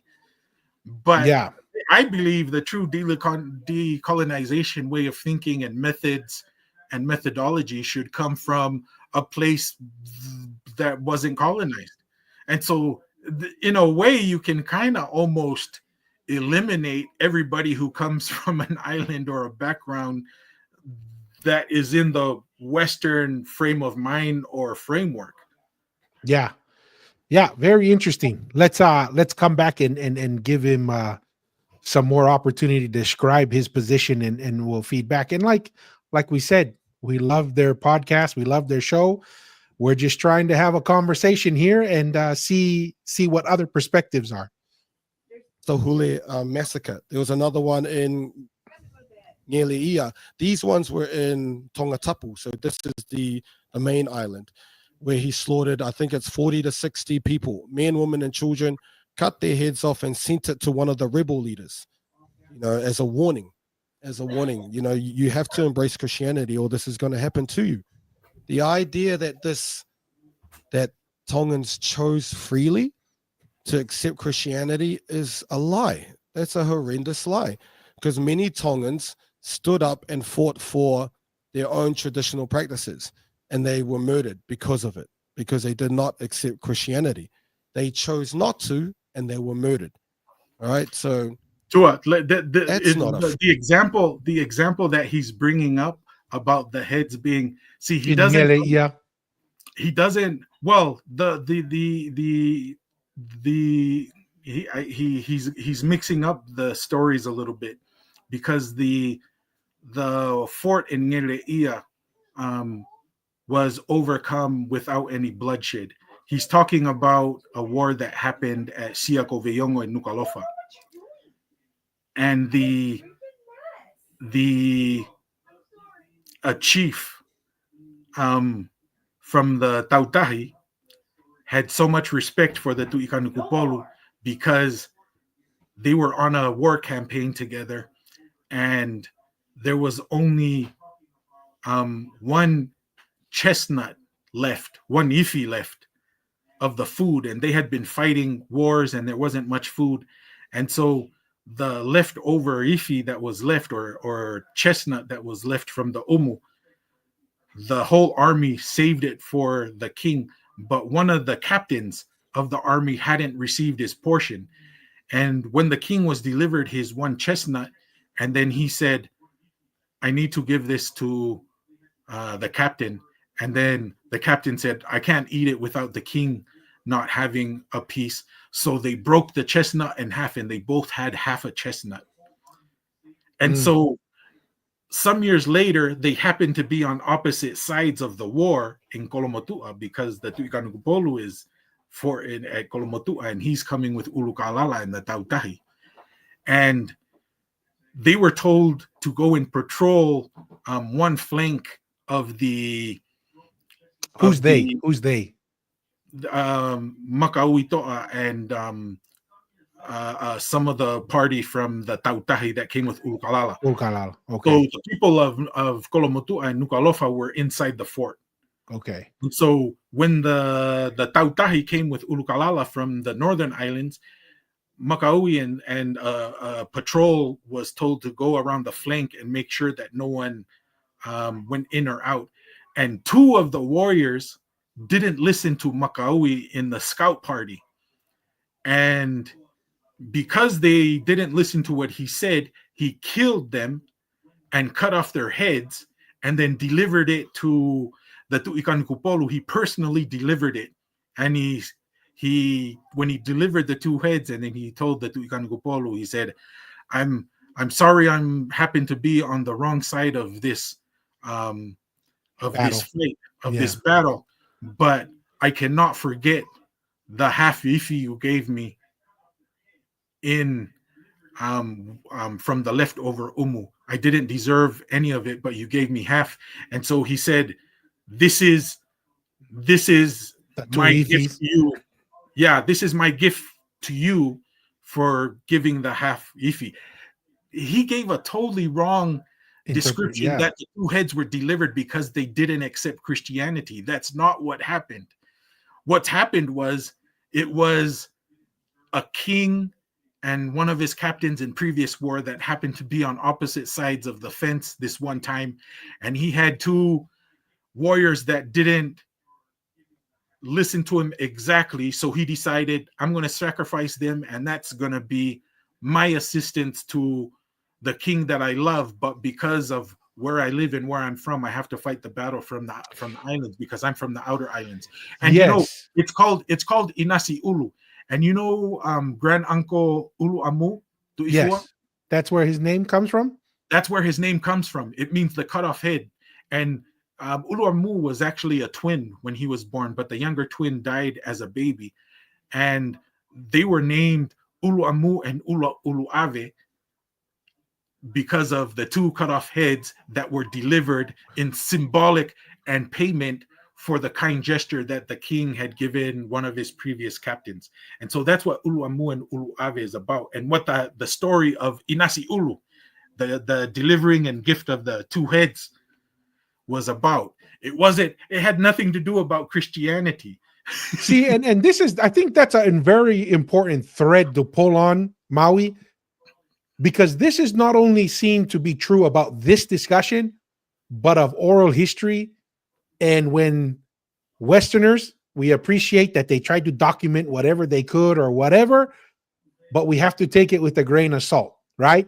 So this is the problem of just taking the quote unquote written down history that the academics and the early Christians had, and then using that lens to explain our history and our origins and where we come from and why we behave the way we behave, because it really distorts it to a great degree, like you're saying here.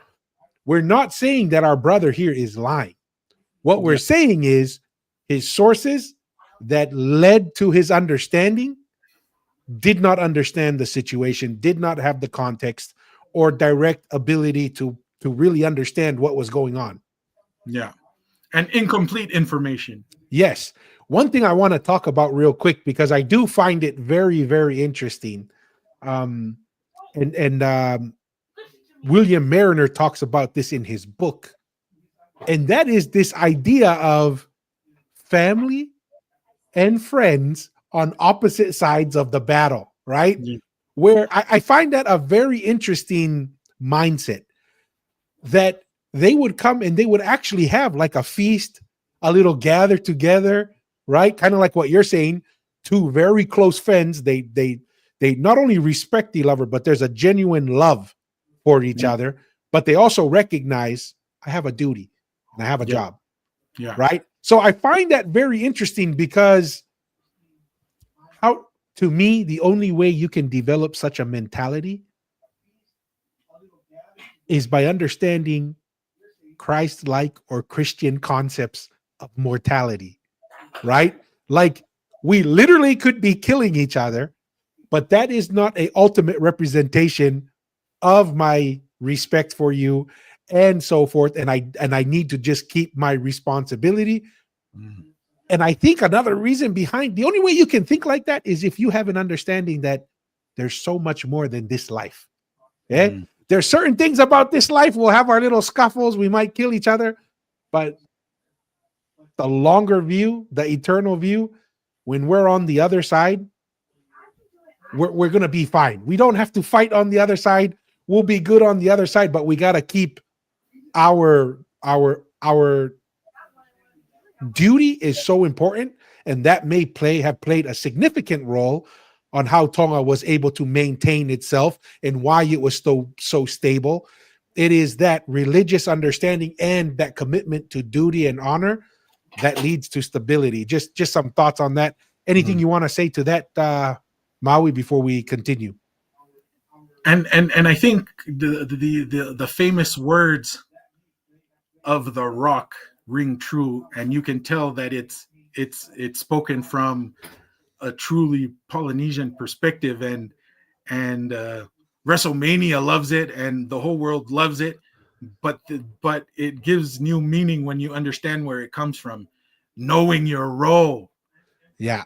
When you know your role and the duty that you have to play in certain situations, you know,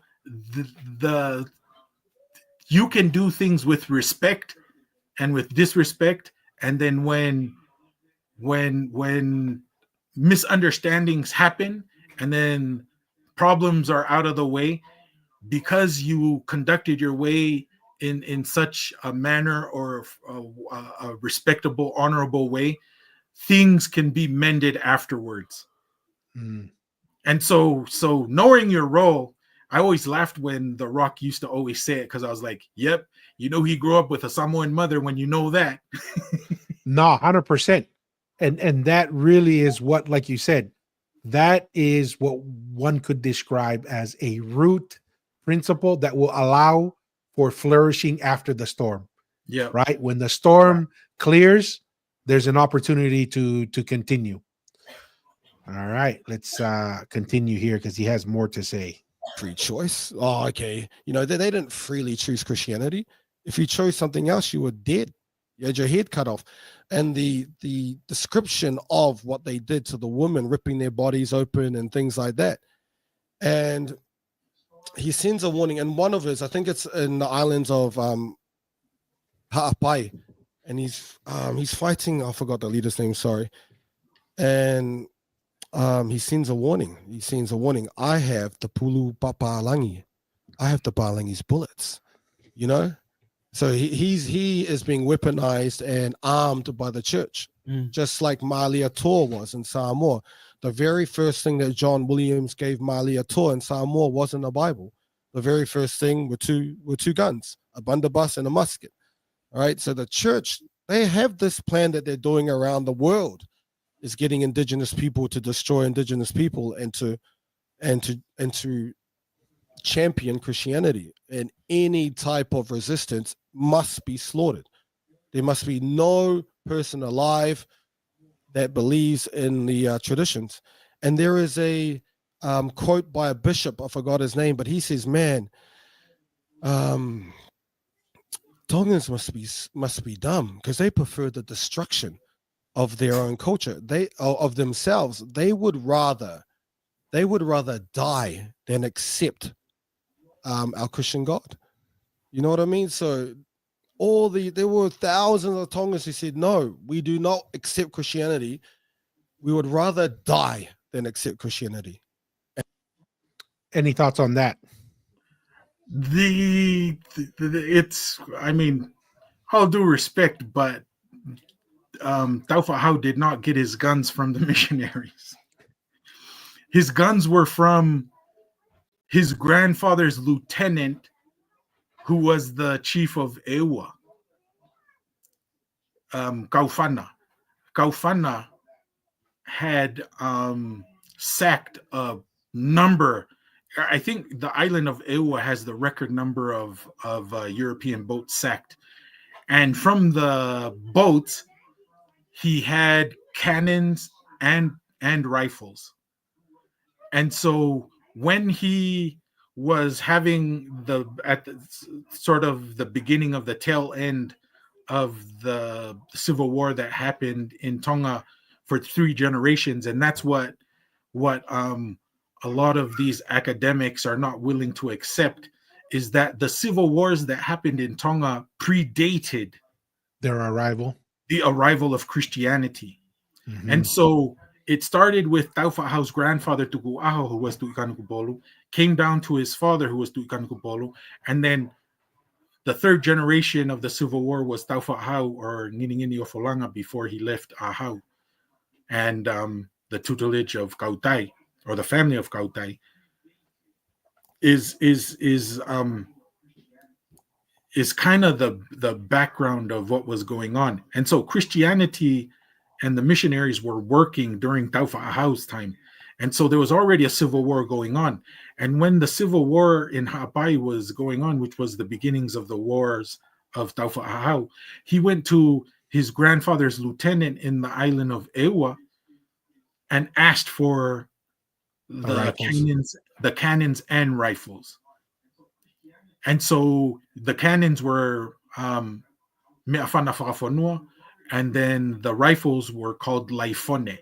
One of Taufa Hau's sons, Prince Laifone, that's what Laifone means. It was the original name of rifle. Rifle. That's how they pronounce rifle. That They called the rifle Laifone. And so he went and got rifles and cannons from his grandfather's lieutenant, who was also the chief over Eua, to help him with his battles in Ha'apai. And there's a whole many stories, different stories about that. But like Taufa Hau was not given weapons from the Christian missionaries. He got them on his own accord for political reasons that he had inherited from his grandfather and father. Yeah, and I mean, just to further push that, I mean, we look at William Mariner, right? The exercise of sacking European ships for weapons. Yeah, that's what new.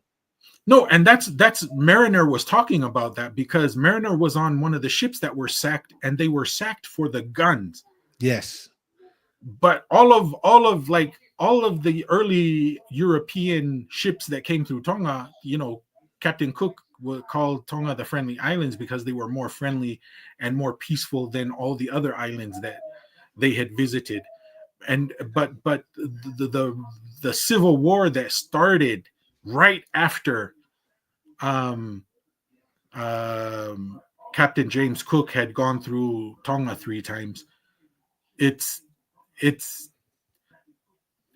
was all political, that just happened to happen at the time, at the tail end of the Civil War period, when the missionaries came. Yeah.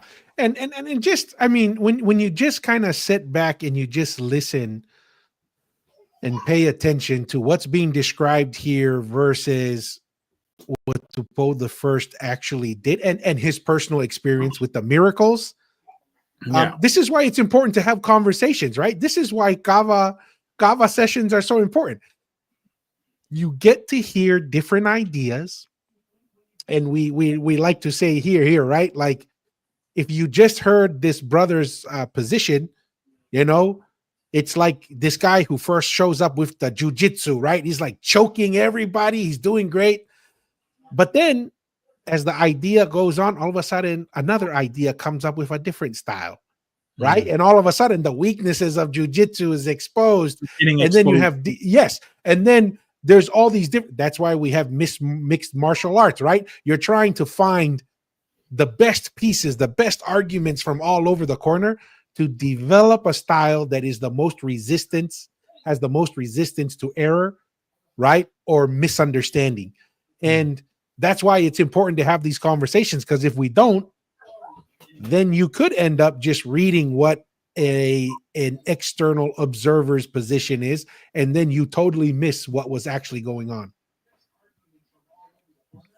So yeah, let's continue here and try and get through this this section here of his thoughts.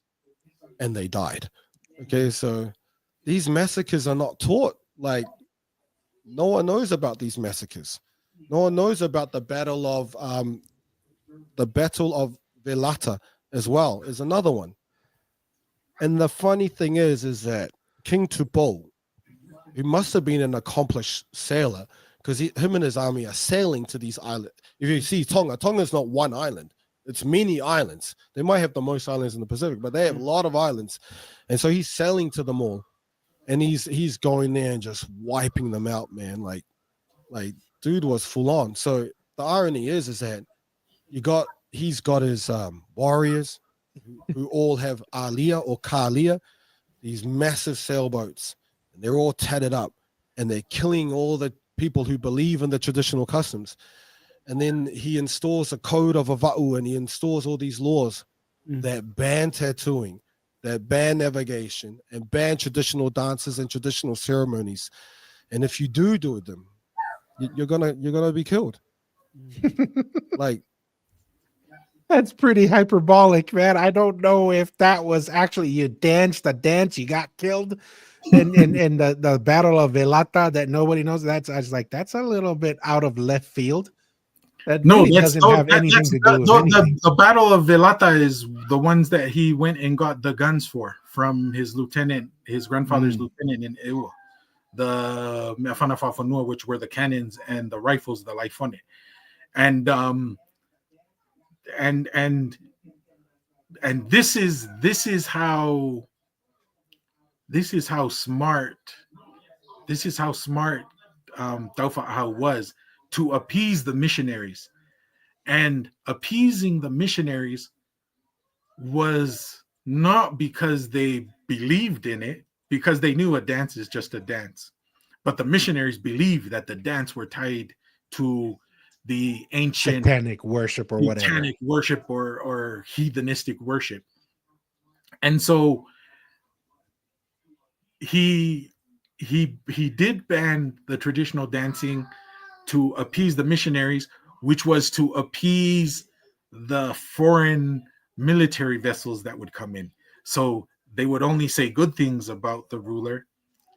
But the other side of the coin is, and where the ancient traditional chiefs and kingly lines of Tataramotonga, of the Tu'ihatarawa line and the Tu'itonga line, played their role in reviving the ancient dances, and they did it in a very subtle way, saying that these are new invented dances for the modern Christian Tongan. But it was basically the same traditional dances, but they just they put a little lipstick on it and renamed it, and they said lipstick on the pig.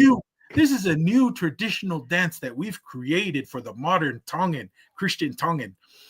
And it was basically the Me'elaufola became the Laka Laka, the Otuhaka became the Ma'ulu'ulu. It was just they repackaged it and renamed it to satisfy the missionaries, but it was basically the traditional songs, the traditional ideas, and everything else with it.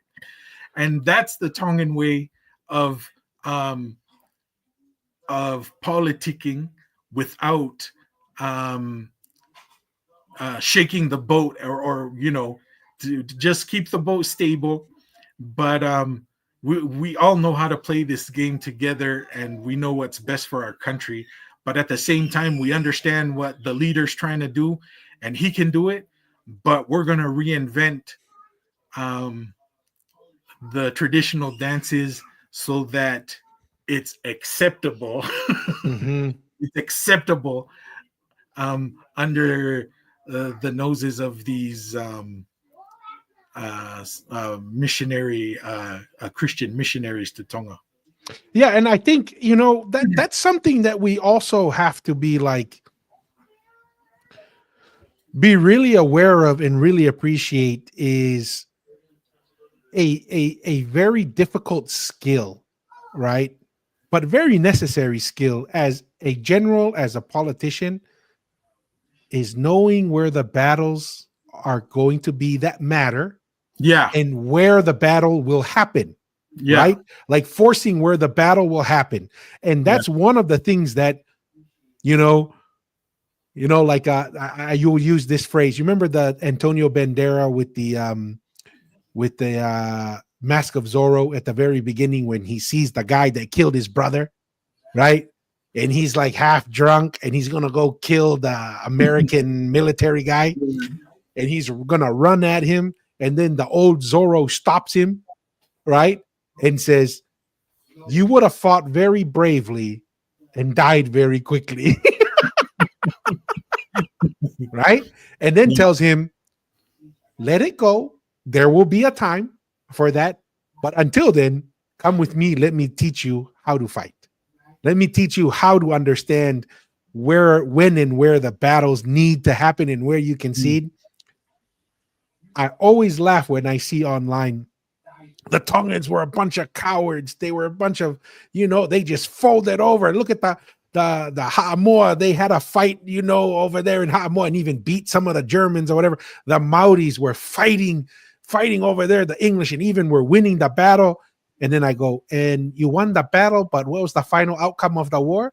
Lost the war. Colonization. Exactly. Won the battle, lost the war. Lost the war. And you can point the finger, you can disagree with the strategy that Bo the First, and I strongly believe in what you said. And this is one of the things that one of the many pearls I've kind of come across in doing the podcast is a tremendous appreciation for Tu'itonga and the Tu'ihata Kalaua, and how I the best way I can describe it is the parting gift that Laufiri Tonga gives Tonga as the last Tu'itonga is akin, and I don't want to sound sacrilegious, but to the atonement. It is a self-sacrificing, forward-looking, and a preservation effort by him. And you can argue with, you think this was wimpy, or you thought, we shouldn't have conceded the dancing and the tattoos. Well, my humble opinion, if I had a choice to keep tattoos, to keep the name of the traditional dances and or maintain self-governance, maintain sovereignty, easy fix. Comes back to the analogy that you said. If all I'm giving up are the branches in order for the root to survive, easy choice. It's painful. It sucks. It takes patience. It takes diligence. It takes all this stuff. And it's ugly. It's ugly. Yeah. The beauty of a plant is its branches and leaves. You take away the branches and leaves, it's ugly. Yeah. But it may be necessary if it saves the root. And that's the thing that I think is important. And like you were mentioning earlier, in the short term, duty is ugly. It's painful and it doesn't look pretty in the short term, right? Like we were talking about. Yes, I have my duty, right? But I'm going to do it respectfully. I'm going to do it in the best way possible for the future. It is a long-term play. And that's one of the things that you don't develop that type of understanding overnight. And even for a civilization, it doesn't develop in hundreds of years. It develops in thousands of years of being able to do that. And one of many reasons why we are fortunate to have a portion of the Polynesian Empire survive to this day. See, all right, let's continue here with our brother. It's a lie. It is not true that it was a choice. Now, in terms of decolonization, I think Tongans have a lot of culture. Like, decolonization is a spectrum, man. It's not like you either are or you aren't. Like, man, they've kept a lot of their culture, man. Really awesome, man. They're awesome. But in terms of this, that Christianity is a choice, perhaps for this generation and the recent generations. But for that generation that had the missionaries coming, who had to deal with the Christian king, that he was compared to King Saul, you know, and he was backed by a missionary called John Thomas, and he was funded. And this is who Peter Dillon was criticizing. He sent letters to the London Committee. Look at the crimes, the atrocious crimes your missionaries are pushing this man to commit. What are you doing? You guys shouldn't be doing this. And even to this day, nearly 200 years later, academics are talking about Peter Dillon and what he said about what these missionaries were doing in order to destroy the traditional culture of the Tongan people and to absolutely mutilate and exterminate anybody who followed the traditional ways.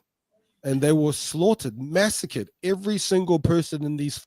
You had something to say there? Yeah, it's funny because a lot of the negative things said about Tupou the First by the Methodist missionaries, it was when he was moving away to stop the flow of the missionary funds or the church funds that were collected in Tonga being sent to the Sydney Conference, which was basically funding the missionary effort in the entire South Pacific. Tonga was actually, it was the money and also missionaries from Tonga that was converting the Aboriginals, the Melanesian countries, the Micronesian countries. I did not know that. And in the beginning it was okay, but then when the amounts were just getting to, you know, ridiculous amounts of money flowing out, like that's when Tupou the First was like, hey, we need to maintain more of that money in Tonga. That money is the economic strength of Tonga is actually building the missionary effort in Australia and abroad. But Tonga needs some stabilization, economic stabilization. And you know the interesting thing, Tua, 75% of the money collected by the churches in Tonga were being sent to were being sent to Australia. But Tonga actually needed 50% of those funds to break even. So first Taufa'ahau was like, at least take only 50%, so it can be at least we break so we even can stabilize the economy. Expenses of the church in Tonga. And Australia said no. They maintained it at 75%. And so what Taufa'ahau did, they had a separate fundraising every quarter to cover that one quarter, and that's where the Li Kuata comes from. You know how every quarter they have little fundraising and each household gives a few dollars, and they said Tanaki Kuata, and they collected money, a separate collection of money from the main collection that's held once a year. And that's why it was called the Whakakuata, because some people think it's because it was collected quarterly. It was actually called the Whakakuata because to get that 25% or that one quarter that was needed to maintain the government, the expense of the church. This is just the church. Okay. And so that's where the Tanaki Kuata came from. And then Tupou the First just kind of did that for a number of years before they decided to pull out of the Sydney conference from the Methodist Church, and Tonga created its own conference, the Tonga Conference of the Methodist Church, which of course upset all the missionary effort in because the that South, shook up everything. So, because go ahead. and so that's when you get missionaries starting to say negative things about Dubois the First, that he was a murderer and he was killing people, and Yeah, it wasn't because he was being a bad guy. It was because he was stopping the flow of funds to the Methodist Center in Sydney. so basically there's two things that come to mind. So basically we're saying that Taufahau was installing Make Tonga Great Again before Uncle Donald. I think Uncle Donald was taking one out of the book of Taufahau Dubois the First. Taufahau, yes. Because Taufahau was making Tonga great again back then by saying Tonga for Tongans. Yes, he was putting tariffs on the religion, on the church, right? It's like, we're going to put tariffs and we're going to bring back religion to Tonga where it was before. We were losing all of our religion to Sydney and the resources for cheap doctrine. We were going to in-house that. So I thought that was pretty funny. The other thing too is, now look, we are by no means, and I think by the explanation that Maui gave here, is we are by no means defending all the actions of every missionary and every decision by the churches. The churches have their own politics, like Maui's mentioning here. They were all happy when the money was coming, right? And all of a sudden the money's not coming. All of a sudden the politics changes, right? And all of a sudden he's the bad guy. But this is the significance of whether you want to call it inspiration or you want to call it political know-how and administrative know-how, fighting the right battles at the right time. Your friend is your enemy, that your potential enemy that has similar alignment at a certain point, you align with them. At a certain point, there was an alignment between the missionaries and Taufahau, but guess what? After some time, that alignment was no longer aligned, and you make another deal, you move on, and there's absolutely nothing wrong with that. That we exercise that every day in how we behave in business. Some people take it to the extent to every relationship that they have. But to me, that is a indication of understanding which battles are the priority, right? And which battles, and going back to the comment earlier, why is it that they were able to do that? The example of the two heads and the ifi broken in two is a prime example of that. Yeah. These guys were best friends when they were aligned, but sometimes duty is duty. Just like Donald Trump thinks his responsibility is to the average American voter, America first, right? If I gotta make decisions that hurts Wall Street and so forth, but I'm gonna protect what I think are the interests of the people, is what Taufahau did when the religion, quote unquote, was no longer serving the interest of his people. And if God is God, and it's the same God that we pray to in Tonga, then the same God that we choose to separate from, we'll figure something out, right? Mm-hmm. But we don't have to just blindly concede all this power and influence and monetary gain just because someone helped you 20 years ago. So I think there's always a different angle to look at things. Any thoughts on that, Daniel, or we want to jump back into the video? Let's jump back into the video, but it's getting pretty old fast. Yes. But we just don't want if they see this, we don't want to say, "Oh, you didn't listen to my whole argument." I at least agree with his part that colonization is a spectrum, right? Yeah, it is. It is. And I would agree with that. And that's what we're talking about is along that spectrum, where can I concede and where do I need to hold? Yeah. And that can change day to day, year over year, or whatever the situation is. Thoughts in Hule, in Ngeliia, in Tongatapu, every single person was killed. There were no survivors. Heads were sent to rebel leaders. Which is false in Ia, by the And way. it is Go ahead. it's a lie. That's not true. Maybe for this generation, yeah, you have a degree of choice, and I feel it. I feel like I can choose. But the generations before, the real generation that had to deal with the missionaries arriving with their guns, same in Samoa, our people did what they had to do to survive. All right, we will convert because, man, I don't want to see my kids' head cut off like they were in Hule. All right, I don't want to see my family massacred. I will convert. There's no choice. You can find Interesting. So that's pretty much the end of the video there. Kind of doesn't align with what Pita V did, right? He made a choice. He was a commoner. He jumped into the water. He was willing to die for his Christianity. No one was killing Pita V, right? And so and here's the other thing I find ironic.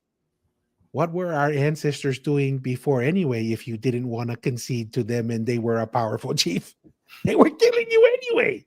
Right? Like, what's the difference in Europe? When a king didn't like what another king said and they had an argument, guess what they did? They killed each other. I mean, we have to figure out where it's just human behavior versus everything was from the Western religion. But any closing thoughts, Maui? And I think we've hit the time here, but this has been a great discussion. Well, it would be an interesting discussion to discuss with Samoans, even the Tongan policy on the rule over Samoa and what they understand, or what the Makai and chiefs of Samoa allowed their people to understand from the perspective of Tonga of what really happened. That would be very interesting. And so it's interesting because the comments that he made are strictly from the academic point of view of the interpretations of academics of what they seem to have read of contemporaries of Taufa'ahau have written. And so you can see a lot of the academic or Western interpretation of what happened being retold in a lot of the things that he was saying. And it's interesting that he wants to give a decolonized perspective by reading what the colonizers and Western academics have said. Without, I mean, I would like to see how many Tongans he consulted before he gave his opinion and all these things. And I'm pretty sure that maybe he didn't even consult one. Yeah. And so that's what's so amazing about these ideas of decolonization. And it's funny because even the terminology that's being come up in South Pacific study academics, which is mostly by Palangis and